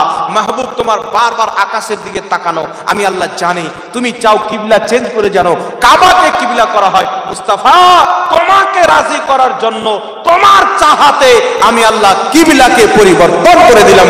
সুবহানাল্লাহ। নবীর চাহতে কিছু হয় না, নবী যেটাই চায় আল্লাহ সেটাই করে দেয়। সুবহানাল্লাহ বলে। চন্দ্রকে দুই টুকরা নবীর চাহতে আল্লাহ করেছেন, সূর্যকে ফিরানো নবীর চাহতে আল্লাহ করেছেন, আবু জেহেলের হাতে পাথরকে কলমা পড়ানো নবীর চাহতে আল্লাহ করেছেন, গাছকে এক জায়গা থেকে আরেক জায়গাতে নিয়ে আসা নবীর চাহতে আল্লাহ করেছেন। কিয়ামতের কঠিন দিনে আমার আপনার মতন পাপী যাদের পাপের কোনো সীমা নাই, সকাল সন্ধ্যা পাপ, বিকালে পাপ, সব সময় আমরা পাপ করতে থাকি, গুনাহ করতে থাকি। আমার আপনার মতো গুনাহগারকে কিয়ামতের ময়দানে আল্লাহ পাক জান্নাত দান করবেন, এটাও মুস্তাফার চাহতে দান করবেন, নবীকে খুশি করার জন্য দান করবেন। তাই ব্রাদার ইসলাম छूटे दुनिया तो छूटने देना, मुस्तफा का दामन ना छोड़ना। अरे बाप माँ दुनिया যদি ছুটে যায় মুস্তাফার দামান কোনদিন ছাড়া যাবে? জোরে বলেন যাবে? আপনি কত নেকি করেছেন? জি, আপনি যদি জান্নাত পান নবীর শাফাতে পাবেন। আমার নবী যদি আপনার থেকে মুখ ফিরিয়ে নেয় না, কিয়ামতে কেউ আপনাকে বাঁচাবে না। আল্লাহও চাইবে না। যার দিক থেকে রসুল মুখ ফিরিয়ে নেয় তার দিক থেকে আল্লাহ নিজের রহমতকে ফিরিয়ে নেয়। জোরে বলেন সুবহানাল্লাহ। তাই দুনিয়াতে যদি কামিয়াব হতে চান, মুস্তাফার ব্যাপারে আকীদা ঠিক রাখতে হবে, আল্লাহর ব্যাপারে আকীদা ঠিক রাখতে হবে। আর এটা শুধু আকীদা বললাম, আহলে হাদিসদের আকীদা, যেটা ইবনে তাইমিয়া নিজের কিতাবে লিখেছেন যে আল্লাহ তাবারাক ওয়া তাআলার হাত আছে, পাও আছে, চোখ আছে, পেট আছে, শরীর আছে, দেহ আছে, আকার আছে। নাউজুবিল্লাহ। আল্লাহর আকার আছে না আহলে হাদিসদের আকীদা। দলিল কোথায় দিচ্ছে? তো দলিল দিচ্ছে কোরআন থেকে। আল্লাহ বলেন, মাহবুব তোমার হাতে যারা বাইত করে, সূরা ফাতর 10 নম্বর আয়াত, তারা আমি আল্লাহর হাতে বাইত করে, আমার হাত তাদের হাতের উপরে। সুবহানাল্লাহ বলেন। তো আল্লাহ যদি হাত না থাকে আল্লাহ হাতের কথা বললেন কেন? কিয়ামতের ময়দানে আল্লাহ জাহান্নামীদেরকে জাহান্নামে দিবেন, তো আল্লাহ তাবারাক ওয়া তাআলাকে জাহান্নাম বলবে আল্লাহ আরো চাই, আরো চাই, তখন আল্লাহ নিজের পাও রেখে দেবে। আল্লাহ যদি পাও না থাকে তাহলে পায়ের কথা বললো কেন? এর মানে আল্লাহর হাতও আছে, আল্লাহর পাও আছে। এই জন্যই আমার আল্লাহ কোরআন পাকে বলেছে, এই কোরআন পড়ে অনেক লোক গুমরাহ হবে, অনেক লোক হেদায়েত প্রাপ্ত হবে, অনেক লোক বেঈমান হবে, অনেক লোক ঈমানদার হবে। এই কোরআন পড়ে বেঈমান হবে, এই কোরআন পড়ে হেদায়েত পাবে, এই কোরআন পড়ে পথভ্রষ্ট হবে, এই কোরআন পড়ে মুমিন হবে। তো হেদায়েত কারা পাবে?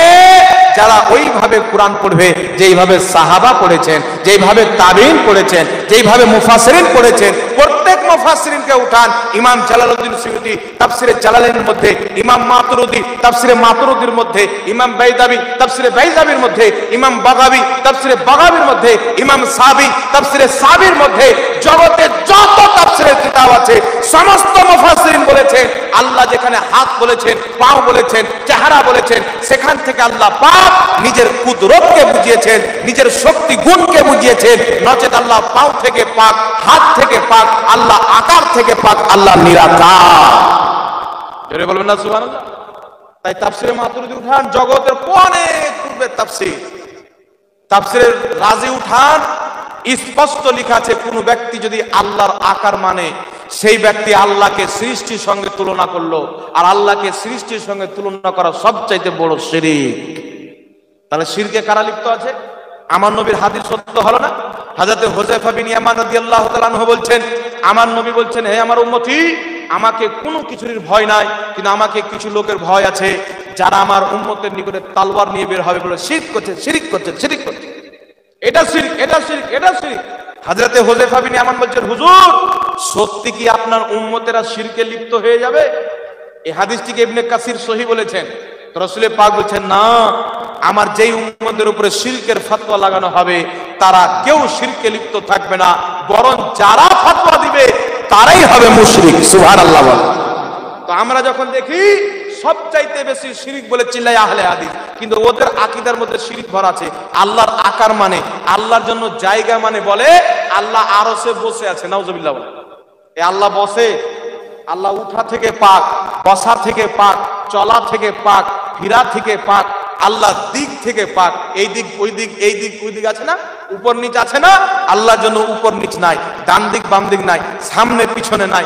আল্লাহ দিক থেকে পাক, কাল থেকে পাক, সময় থেকে পাক, জায়গা থেকে পাক। তাই আকীদার কিতাব শারা কায়দে নাসাবির মধ্যে লেখা আছে, লা ইয়াতামাক্কানু ফি মাকান, আল্লাহ তাবারাক ওয়া তাআলার জন্য কোনো জায়গা নাই, আল্লাহ জায়গা থেকে পাক। জোরে বলেন সুবহানাল্লাহ। জি, তাই ব্রাদার ইসলাম, এই ভয়ঙ্কর জিনিস হচ্ছে আহলে হাদিস।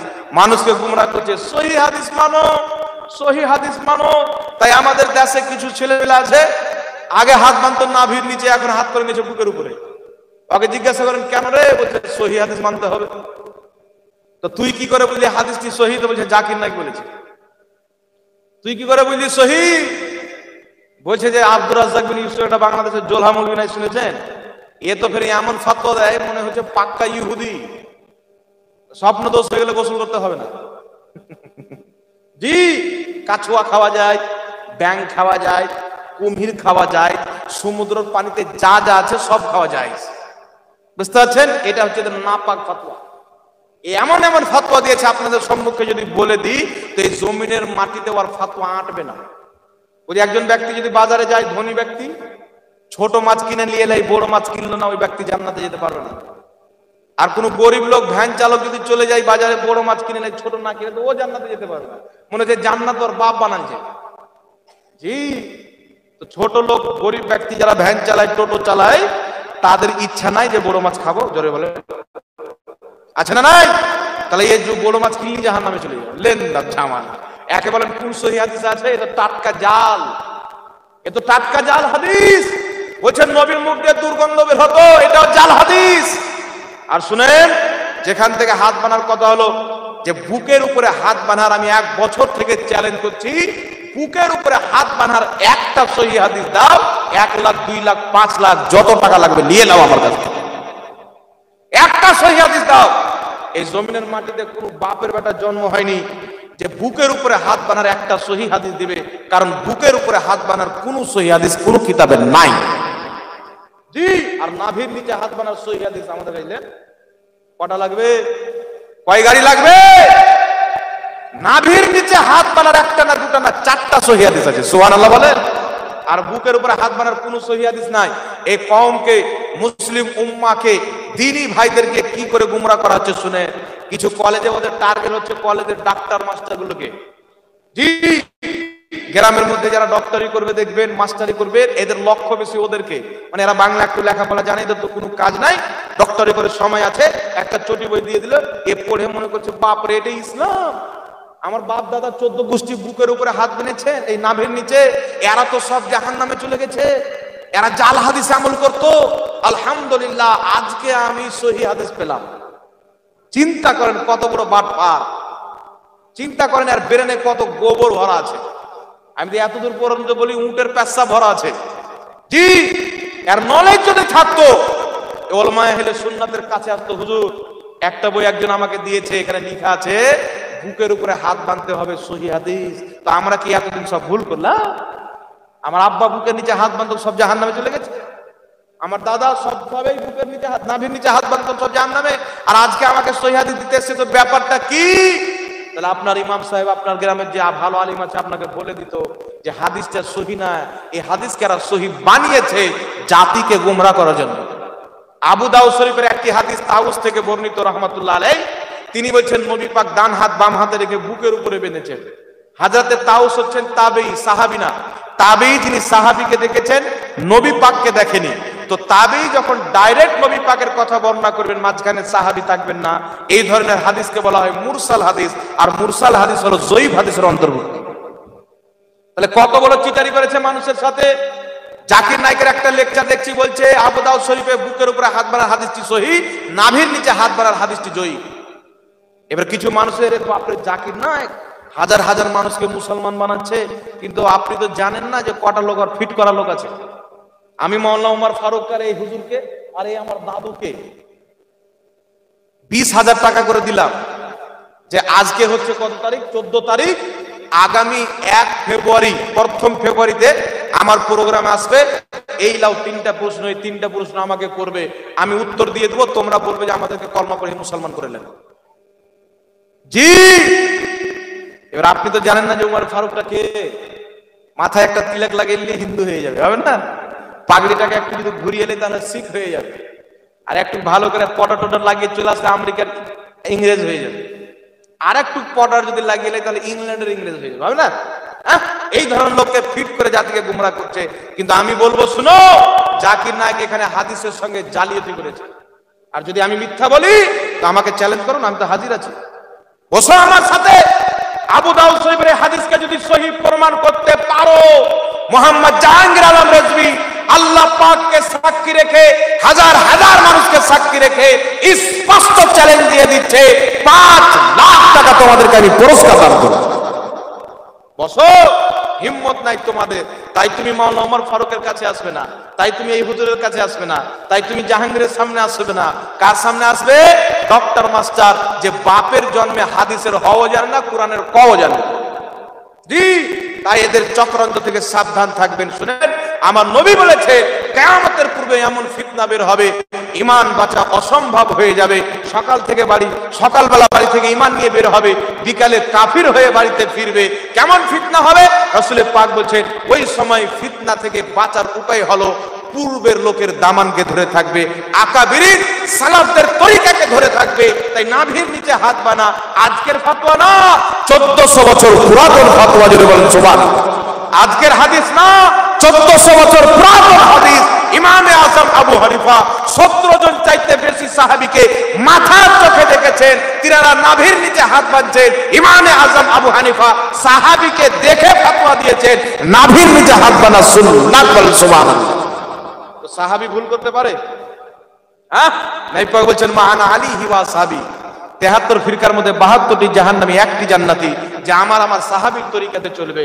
আমরা যখন হাদিস শরীফ খুঁজি, মুসান্নাফে ইবনে আবি শাইবার মধ্যে হাদিস, রাসূল পাক সাল্লাল্লাহু আলাইহি সাল্লামের প্রিয় একজন ব্যক্তি, উম্মত, প্রিয় গোলাম হযরতে আলকামা নিজের পিতা থেকে বর্ণনা করেছেন। হাদিসটি কি?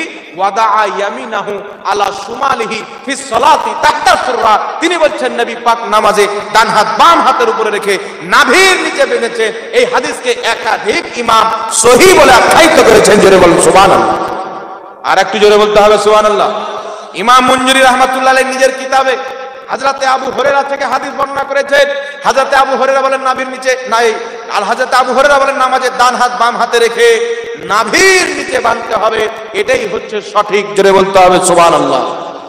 মুসান্নাফ ইবনে আবি শাইবার মধ্যে আরেকটি হাদিস, বিখ্যাত তাবী হযরত ইব্রাহিম নাখী রাহমাতুল্লাহ আলাইহি বলেন, মুসান্নাফ ইবনে আবি শাইবা হাদিস নাম্বার 3939, তিনি বলছেন বিশুদ্ধ তরিকা হচ্ছে ডান হাত বাম হাতের উপরে রেখে নাভির নিচে হাত বাঁধা নামাজে, এটাই হচ্ছে সহিহ তরিকা। একটু জোরে বলতে হবে সুবহানাল্লাহ। তাই বিরাদর ইসলাম, বুকের উপরে হাত বাঁধার কোনো সহিহ হাদিস নাই। সহিহ ইবনে খুজাইমার হাদিসকে জয়ীফ হাদিসকে আর সহিহ লিখেছে, আবু দাউদ শরীফের জয়ীফ হাদিসকে সহিহ লিখেছে। কেন লিখেছে? আপনার ঈমানকে নষ্ট করার জন্য। আপনি যেন এইগুলোকে দেখে ওয়াহাবি মতবাদে চলে আসেন, আহলে সুন্নাত ওয়াল জামাতকে ছেড়ে দেন, নবীর পথকে ত্যাগ করে ইবনে আব্দুল ওয়াহাব নজদীর পথে যেন চলে আসেন। যে ইবনে আব্দুল ওয়াহাব নজদী বলেছিল মুহাম্মদ রাসূলুল্লাহর জান্নাতের বাগান রওজা হচ্ছে দুনিয়ার সবচাইতে বড় শিরকের আড্ডা, সবচাইতে বড় মন্দির। নবীর কবরকে যে মন্দির বলবার ঈমান থাকবে? আল্লাহকে বলেন আল্লাহ কি?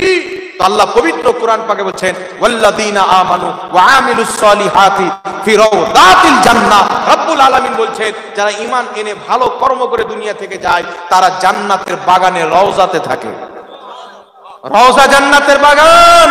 তাই খাজা মুঈনুদ্দিন চিশতির কবর জান্নাতের বাগান, মেহবুব দাতা মেহবুবুল আউলিয়ার কবর জান্নাতের বাগান, যত আল্লাহ ওয়ালার কবর আছে সব হচ্ছে জান্নাতের বাগান। বল সুবহানাল্লাহ। এখানে একটা মাসআলা আপনাদের সম্মুখে ক্লিয়ার করে দিই বিরাদর ইসলাম।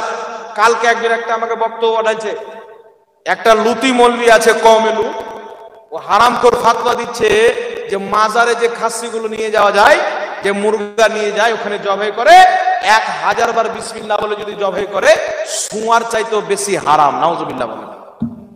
আচ্ছা আপনারা বলেন তো সুয়ারকে কে হারাম করেছে? জি, তো আল্লাহ যেটা হারাম করেছে ওটা সবচেয়ে বড় হারাম না? কথা বলেন। আল্লাহর চাইতে কেউ বড় হারাম বানাতে পারবে? এ হারাম খাওয়ানো খোর বলছে যে আল্লাহ যে সুয়ারকে হারাম করেছেন এই সুয়ার চাইতেও বেশি হারাম ওই জিনিসটা। তাহলে কি আল্লাহর চাইতে বড়? নাউজুবিল্লাহ। তাহলে ওর ফাতোয়া অনুযায়ী ওয়াহাবিদের যে ধারণা, ওই ধারণা অনুযায়ী ও মৌলবি শিরক করেছে, আল্লাহর চাইতে বেশি বড় হারাম বানিয়েছে, ও শিরক করেছে। ওদের ফাতোয়া অনুযায়ী ওর বউ তালাক হয়ে গেছে। তাই যারও সন্তান তাই তো এরকম কথা বলে। আমাকে একজন ফোন করে বলছে হুজুর বলছে সুয়ার চাইতেও বেশি হারাম। আমি বললাম সুয়ারের বাচ্চার জন্য হারাম হতে পারে, মানুষের বাচ্চার জন্য না। ঠিক, ওর বাপও সুয়ার, ও সুয়ার, তাই হারাম বলেছে। দলিল আমাদের কাছে লে না বেটা, দলিল আমাদের কাছে লে। তাফসিরাতে আহমদিয়া ইমাম মোল্লা জীওয়ান রাহমাতুল্লাহ আলাইহি, যাকে দেওবন্দের প্রত্যেকজন মানে, আহলে সুন্নাত ওয়াল জামাত মানে, যিনি বাদশাহ আওরঙ্গজেবের শিক্ষক ছিলেন, জগৎ বিখ্যাত ইমাম, কুরআন পাকের তাফসীর করতে গিয়ে তাফসিরাতে আহমদিয়ার মধ্যে লিখেছেন মুসলমান ইসালে সওয়াবের নিয়তে আল্লাহ ওয়ালাদের কবরে যে খাসি নিয়ে যায়, মুরগা নিয়ে যায়, জবাই বিসমিল্লাহ আল্লাহু আকবার বলেই করে, সওয়াবটা আল্লাহ ওয়ালার কবরে পৌঁছে দেওয়ার জন্য নিয়ে যায়। এটা হচ্ছে হালালুন তাইয়্যিবুন, হালাল এবং পবিত্র খাবার। বল সুবহানাল্লাহ। তাকবীর, নারে তাকবীর, নারে রিসালাত। কিয়ামতের সকাল পর্যন্ত কোন দেওবন্দি বাপের বেটা জন্ম হয়নি একটা দলিল দিবে, কোন দলিল না। এটা হারাম, সুয়ার চাইতেও বেশি হারাম। পাগলা কুত্তা কোথাকার, তুই কে হারাম বানানো বলালে? তুই যখন জন্ম নিস তোর বাপ বাড়িতে ছিল না, জালসা ছিল, আর তো গ্যারান্টি নাই। আর তুই বলছিস সুয়ার চাইতে বেশি হারাম, নাউজুবিল্লাহ বলেন। আল্লাহ এদের থেকে হিফাজত করে বলেন আল্লাহুম্মা আমিন। তাই যদি ফাতোয়া লাগাতে হয় তো মাজারে যে খাসি নিয়ে যাওয়া হয় মুরগা ইসালে সাওয়াবের নিয়তে, যেটা আমি নিয়ে যাব আল্লাহ ওয়ালাদের মাজারে, ওখানে জব হয় আল্লাহর নামই হবে। কারণ আল্লাহ কুরআন পাক সূরা বাকারার মধ্যে লিখেছেন, বলেছেন যে তোমাদের জন্য আমি আল্লাহ রক্ত খাওয়াকে হারাম করে দিয়েছি, তোমাদের জন্য আমি আল্লাহ ওই জানোয়ারকেও হারাম করে দিয়েছি যে জানোয়ারের জবাই করার টাইমে গায়রুল্লাহর নাম লওয়া হয়, আল্লাহর নাম লওয়া হয় না। তো মাজারে গিয়ে যারা আল্লাহর নাম নিয়ে বিসমিল্লাহ আল্লাহু আকবার বলে খাসি জবাই করলো, মুরগা জবাই করলো, গরু জবাই করলো, উদ্দেশ্য হচ্ছে ওখানে মানুষজনকে খাওয়া দাওয়া করাবে, তার সওয়াব আল্লাহ ওয়ালার কবরে ইসাল করে দিবে। তিনার নিকট পাওয়ার জন্য, করব পাওয়ার জন্য, আল্লাহকে খুশি করার জন্য ইমাম মোল্লা জীবন রাহমাতুল্লাহ আলাইহি স্পষ্ট তাফসিরাতে আহমদিয়ার মধ্যে এই সূরা বাকারার আয়াতের ব্যাখ্যায় বলে দিয়েছেন, এটা হচ্ছে হালালুন তাইয়্যিবুন, হালাল পাক পবিত্র তাইয়্যিব খানা। বল সুবহানাল্লাহ। তাহলে তোর ফাতোয়া কি হবে বেটা? মারো ইনার লেখা কিতাব নুরুল আনোয়ার দেওবন্দি মাদ্রাসায় পড়ানো হয়। এই হুজুরাকে জিজ্ঞাসা করবেন, নুরুল আনোয়ার এই কিতাবটা সব মৌলবি কাটমুরসি পড়ে। ইনি ইমাম মোল্লা জীবন রহমাতুল্লাহ আলাইহির লেখা কিতাব, বিশাল বড় ফকিহ, বিজ্ঞ আলিম, বাদশাহ আওরঙ্গজেবের শিক্ষক। যখন ফাতোয়া হিন্দি লেখা হয় 700 জন ফুকাহায়ে কেরাম একত্রিত হয়ে ওই কিতাবটি লিখেছেন, তার মধ্যে ইমাম মোল্লা জীবন একজন। জোরে বলেন সুবহানাল্লাহ। এত বড় ইমাম ফাতোয়া দিয়েছেন, আর তোমার মতন জাহিল যে তিরমিজি শরীফের হাদিসকে বলে বুখারী শরীফের মধ্যে আছে, তোমার মতন পেটলা, তোমার মতন কওমে লূত, তোমার মতন হারাম করবে যে সুয়ার চাইতেও বেশি হারাম। বেটা সুয়ারকে আল্লাহ হারাম করে দিয়েছেন, আল্লাহ যেটাকে হারাম করে ওটাই সবচাইতে বড় হারাম। জোরে বলেন সুবহানাল্লাহ। এবার কোন মৌলবি যদি আল্লাহর চাইতে বড় হারাম কোন জিনিসকে বানায়, ও মৌলবির ঈমান থাকতে পারে? বউ থাকবে। তো হারামখোর যারা সুয়ার, মানুষ রূপে মানুষের যারা দাড়ি টুপিওয়ালা সুয়ার, ওই সুয়ারই বলবে সুয়ার চাইতে হারাম। নচেত ইমামদের ফতোয়া হচ্ছে, শরীয়তের ফতোয়া হচ্ছে হালালুন তাইয়্যিবুন, পাক পবিত্র। জোরে বলুন সুবহানাল্লাহ। এবার চলে আসেন বিরাদর ইসলাম, কটি প্রশ্ন এসেছে উত্তর দিয়ে দিই, কারণ আমার পরে মুনাজিরা আহলে সুন্নাত, শেরে বাঙ্গাল, মুসান্নিফে কুতুবে কাসিরা, অসংখ্য কিতাবের লেখক, অসংখ্য কিতাবের রাইটার হযরত আল্লামা মাওলানা মুফতি আমজাদ হোসেন সিমনানি সাহেব কিবলা আমার পরে সঙ্গে সঙ্গে উনি উপস্থিত হয়ে যাবেন, মনে হয় আনতে চলে গেছেন। তাই এই প্রশ্নের উত্তর দিয়ে দিই, উনি চলে আসলে তো আর বলা যাবে না, কি বলেন? উনি আমাদের শিক্ষকের মতন, আমরা ওনাদের ছাত্রর মতন, উনাদের রুহানি ছেলের মতন, উনাদের হাত আমাদের মাথার উপর আছে। তাই যেখানে যাই আলহামদুলিল্লাহ চ্যালেঞ্জ দিয়ে কথা বলি। আর আজকে পর্যন্ত কোনো আহলে হাদিস কোনো দেওবন্দির সামনে দাঁড়ার ক্ষমতা করেনি। আমি নিজে দুই তিন জায়গায় মুনাজারাতে উপস্থিত থেকেছি আলহামদুলিল্লাহ।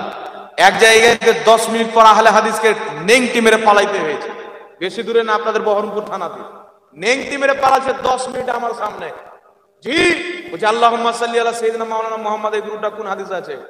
আমি বললাম সাল্লাল্লাহু আলাইহি ওয়াসাল্লাম কোন হাদিসে আছে? বুখারী শরীফ খুলে বলছে দেখেন মৌলভী সাহেব, ক্বালা ক্বালা রাসূলুল্লাহ সাল্লাল্লাহু আলাইহি ওয়াসাল্লাম, এই তো সাল্লাল্লাহু আলাইহি ওয়াসাল্লাম। আমি বললাম এটা তো নবীর নাম লিখার কারণে মুহাদ্দিসিন লিখেছেন, নবী পাক কোথায় বলেছেন সাল্লাল্লাহু আলাইহি ওয়াসাল্লাম? সাহাবা পড়েছেন বা নবী পাক পড়েছেন বা নবী পাক পড়তে বলেছেন বা সাহাবা পড়তে বলেছেন? দেখাও, চুপচাপ। জি আমি বললাম আজকে না কিয়ামত পর্যন্ত সময় নিলাম, তুমি কি তোমার মরা বাপ চলে আসলেও দেখাতে পারো? ওটা দেখে দাও, আমি এটা দেখে দেব। ওটা যে হাদিসে আছে ওর নিচের হাদিসে এটা লেখা আছে। সুবহানাল্লাহ বলবেন, ও দেখাইতে পারবে? এবার পাবলিক বলছে দেখাইতে হবে না, চামড়া টেনে জড়ো করে দেবো। জি চাপ্পাল নিয়ে চলে এসেছে মসজিদের ভিতরে বাইরে থেকে, সাধারণ মানুষ। আমরা বুঝাচ্ছি ভাই চাপ্পালটা বাইরে ফেলো, চাপ্পাল দেখাচ্ছে আর বলছে চাপ্পাল নিয়ে তোর চামড়া টেনে দেবো। দেখা হাদিস খোলা আছে, বাবু সব হাদিস নিয়ে গেছে, দেখাও। চুপচাপ থাকতে থাকতে 10 মিনিট পর বলছে চল রে চল, যেতে লাগবে। তোরা বলছে শোন, এখান থেকে যাচ্ছিস ভালো, মানে দ্বিতীয়বার যদি এখানে ফিতনা সৃষ্টি করেছিস তো কাঁচা কম চিলিয়ে মেরে আগা পাছা 2 সাইডের চামড়া তুলে দেবে। জি এখন পর্যন্ত খবর নিতে বলছে হুজুর প্রকাশ্য কিছু বল না, তলে তলে বলে। আমরা মুনাফিক তলে তলে বলতে পারবে, প্রকাশ্যে কোনোদিন বলতে। তাই বিরাদর ইসলাম, আমি যখন চ্যালেঞ্জ করলাম বুকের উপরে হাত বাঁধার একটা সহিহ হাদিস কোন আহলে হাদিস দেখাতে পারে 1 লাখ টাকা দেবো, যখন চ্যালেঞ্জ করেছিলাম 3 জন আমার চ্যালেঞ্জ অ্যাকসেপ্ট করেছে। একটা আপনাদের ডোমগোলের, একটা কলকাতা বারাসাতের, আর একটা কোথাকার জায়গাটার নাম আমার স্মরণ আসছে না। চ্যালেঞ্জ গ্রহণ করে বলছে হাদিস আছে 1 লাখ টাকা দেন, আমি পাঠাও। হোয়াটসঅ্যাপে পাঠিয়ে দিন আবু দাউদ শরীফের হাদিস। আমি আলবানির উক্তি পেশ করলাম, ওদেরই গুরু নাসরুদ্দিন আলবানী মুসান্নাফ ইবনে আবি শাইবার প্রথম খণ্ডের হাদিস, এই হযরতে তাউস রাহমাতুল্লাহ আলাইহি মুরসাল হাদিসকে বলছেন জয়ীফ, মুরসাল হওয়ার কারণে। আমি বললাম এক জায়গাতে তাউস রাহমাতুল্লাহর হাদিসকে মুরসাল বলেছে, আর এক জায়গাতে এসে সহিহ বলছে, এটা তো মুনাফিকিরে হাদিস সহিহ কোথায় থেকে হলো? নারে তাকবীর, নারে রিসালাত, নারে রিসালাত, মাসলাকে আলা হযরত, ফয়জানে আলা হযরত, উলামায়ে আহলে সুন্নাত। জিন্দাবাদ।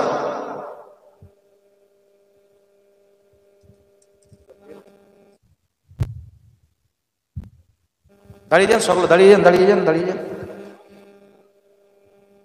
সকলে দাঁড়িয়ে যান। আলিম উলামার সম্মান বলে ইনশাআল্লাহ নেকি পাবেন। জি চলে আসেন, হাজার এখানে চলে আসেন। আপ बैठिए, आप बैठिए,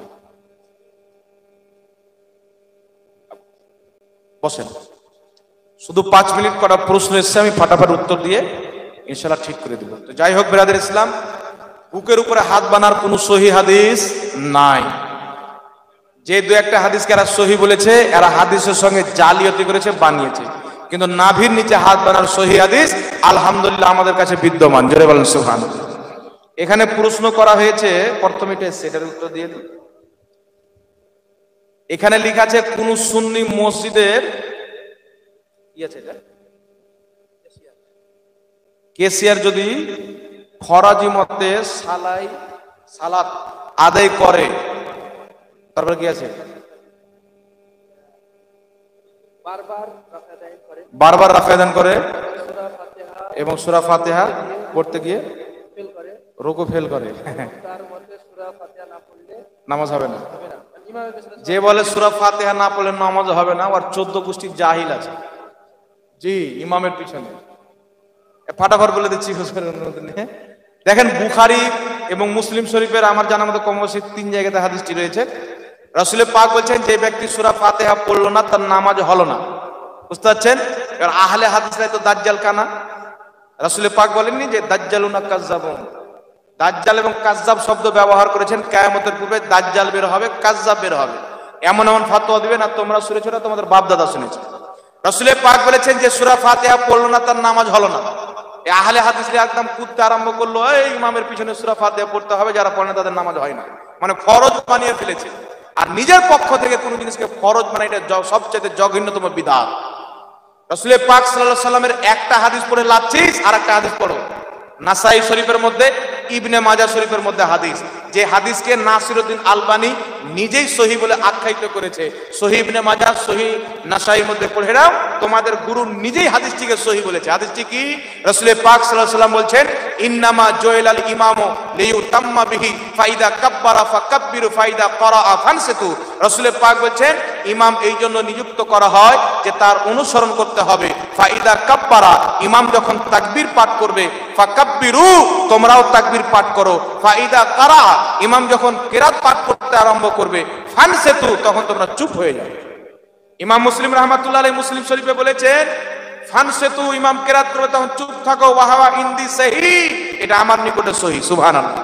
ইমাম মুসলিম সহিহ বলছেন, আলবানীও সহিহ বলছেন। তো নবীর সহিহ হাদিস পেলাম সূরা ফাতিহা না পড়লে নামাজ হবে না। নবী পাকের সহিহ হাদিস পেলাম ইমাম যখন কিরাত করতে আরম্ভ করবে, ফাতিহা পড়তে আরম্ভ করে চুপ হয়ে যাও। তাহলে আমরা দুটোই মানি। একা একা যখন থাকি মনে করি সূরা ফাতিহা না পড়লে নামাজ হবে না, ইমামের পিছনে যখন থাকি তখন চুপ হয়ে যাও। ওই হাদিসও মানি, এই হাদিসও মানি। আর যে একটা হাদিসকে নিয়ে 10টা হাদিস বাদ দিয়ে দেবো, আহলে হাদিস না আহলে চোর, ও আহলে হাদিস না হাদিস চোর বলেন, ও হাদিস চোর। আরেকটি হাদিস স্পষ্ট বলে দিই, এখন আপনাকে বলবে এশার, মাগরিবের এবং ফজরের 3 ওয়াক্তে তো কিরাত শুনতে পাই, জোহর আর আসরের তো শুনতে পাই না, তো এটা তো পড়তে হবে। তো এরও জবাব সাহাবায়ে কেরাম দিয়ে দিয়েছেন। তিরমিজি শরীফের মধ্যে হাদিসটি উল্লেখ করে ইমাম তিরমিজি বলছেন হাযা হাদিসুন হাসানুন সহিহুন, এই হাদিসটি হচ্ছে সহিহ হাদিস, যে হাদিসটিকে আলবানী নিজেই সহিহ বলেছেন। ইমাম তিরমিজি হাদিসটি তিরমিজি শরীফের মধ্যে লিখেছেন।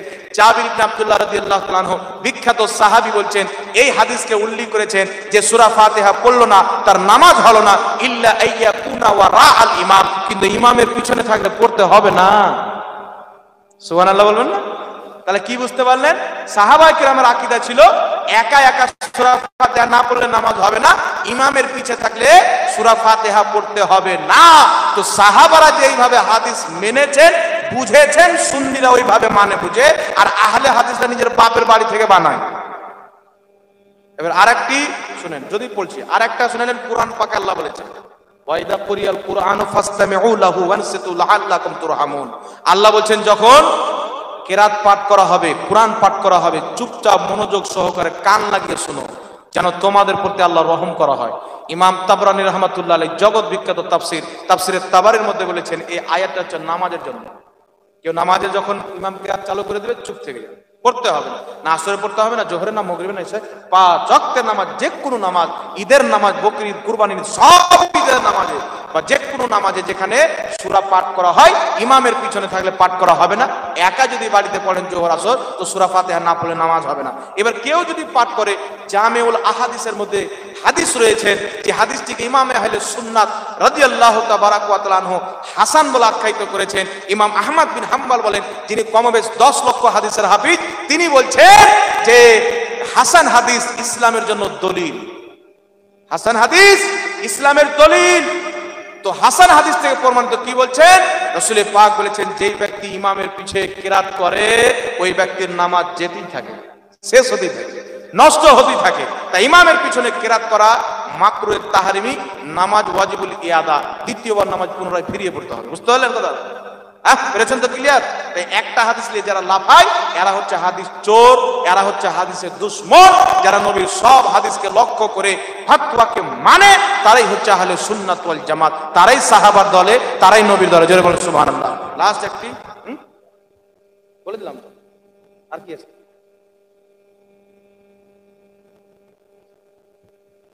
এইরকম ব্যক্তি মসজিদের ক্যাশিয়ার, সেক্রেটারি বা সভাপতি থাকে, আজ কি ওকে বাদ করেন সকালে?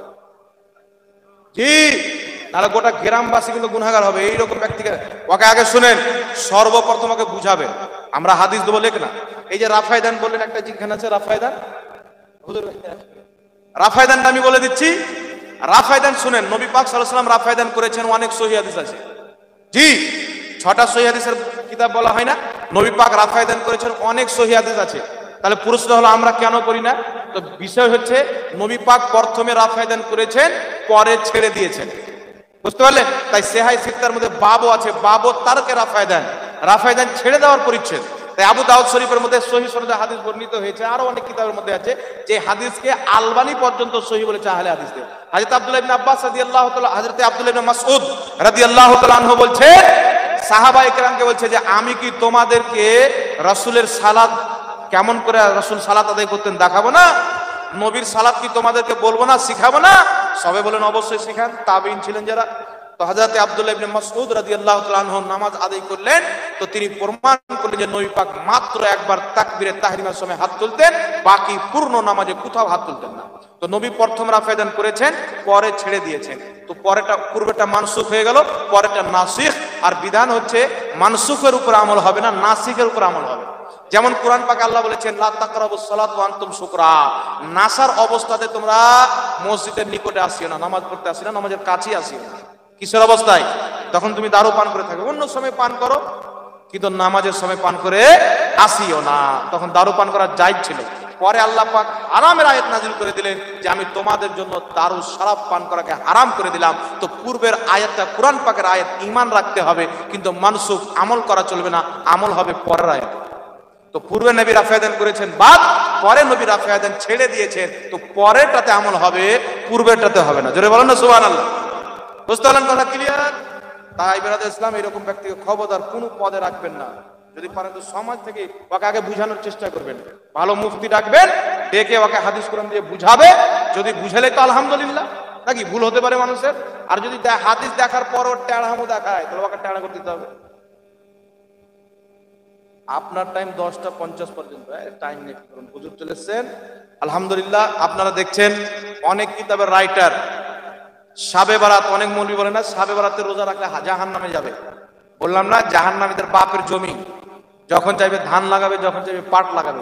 এইগুলো মৌলবিকে পুষ মাসের সময় চৌমহিনার রাস্তাতে দাঁড় করিয়ে জামা কাপড় খুলে একবারে বরফের লাঠি দিয়ে মারতে হবে। জি, তাই জোলহা মৌলবিদের বক্তব্য শুনবেন না খবর।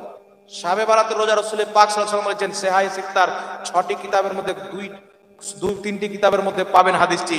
রাসূল পাক সাল্লাল্লাহু আলাইহি ওয়াসাল্লাম বলেছেন শাবে বারাতের আল্লাহ তাবারাক ওয়া তাআলার রহমত হয় যে ব্যক্তি শবে বরাতের দিনে রোজা রাখবে, রাতের বেলা ইবাদত করে নামাজ পড়বে, আল্লাহ তাআলা তার সব গুনাহ মাফ করে দেবে, বলেন সুবহানাল্লাহ। তাই শবে বরাতের অবশ্যই রোজা রাখবেন। হুজুর একটি কিতাব লিখেছেন শবে বরাত, শরীয়তের দৃষ্টিতে শবে বরাত পালনের বৈধতা, মানে শবে বরাতে যে রোজা রাখা যাবে, ইবাদত করা যাবে, এটা অসংখ্য হাদিস থেকে প্রমাণিত। উনি একদম হাদিসের লাইন লাগিয়ে দিয়েছেন। কিতাবটা 17 তারিখে পাওয়া যাবে ইনশাআল্লাহ। মাওলানা ওমর ফারুকের হাত দিয়ে আমরা পাঠিয়ে দেবো। আপনাদের এখানে যত মসজিদ আছে আহলে সুন্নাত ওয়াল জামাতের, সব মসজিদে 5টা 10টা করে কিতাব দিয়ে দিবে। আপনারা রমজান মাসে, রমজানের বাইরে নামাজ পড়তে যাবেন, ওই কিতাবকে আপনারা ইনশাআল্লাহ অবশ্যই পড়বেন, ঠিক আছে ইনশাআল্লাহ। তো যাই হোক, বাকি প্রশ্ন হুজুরকে করবেন, শুনেন।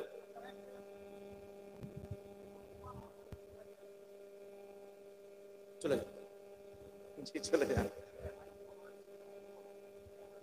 যাক, আলহামদুলিল্লাহ, খুব সুন্দর প্রশ্ন করেছেন। খুতবার আজান কোথায় দিতে হবে? দেখেন, প্রশ্ন আমি আর উত্তর দিতে পারছি না, হুজুর চলে এসেছেন।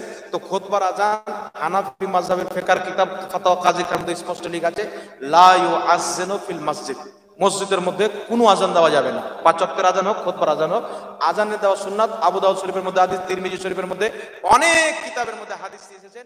নবী পাকের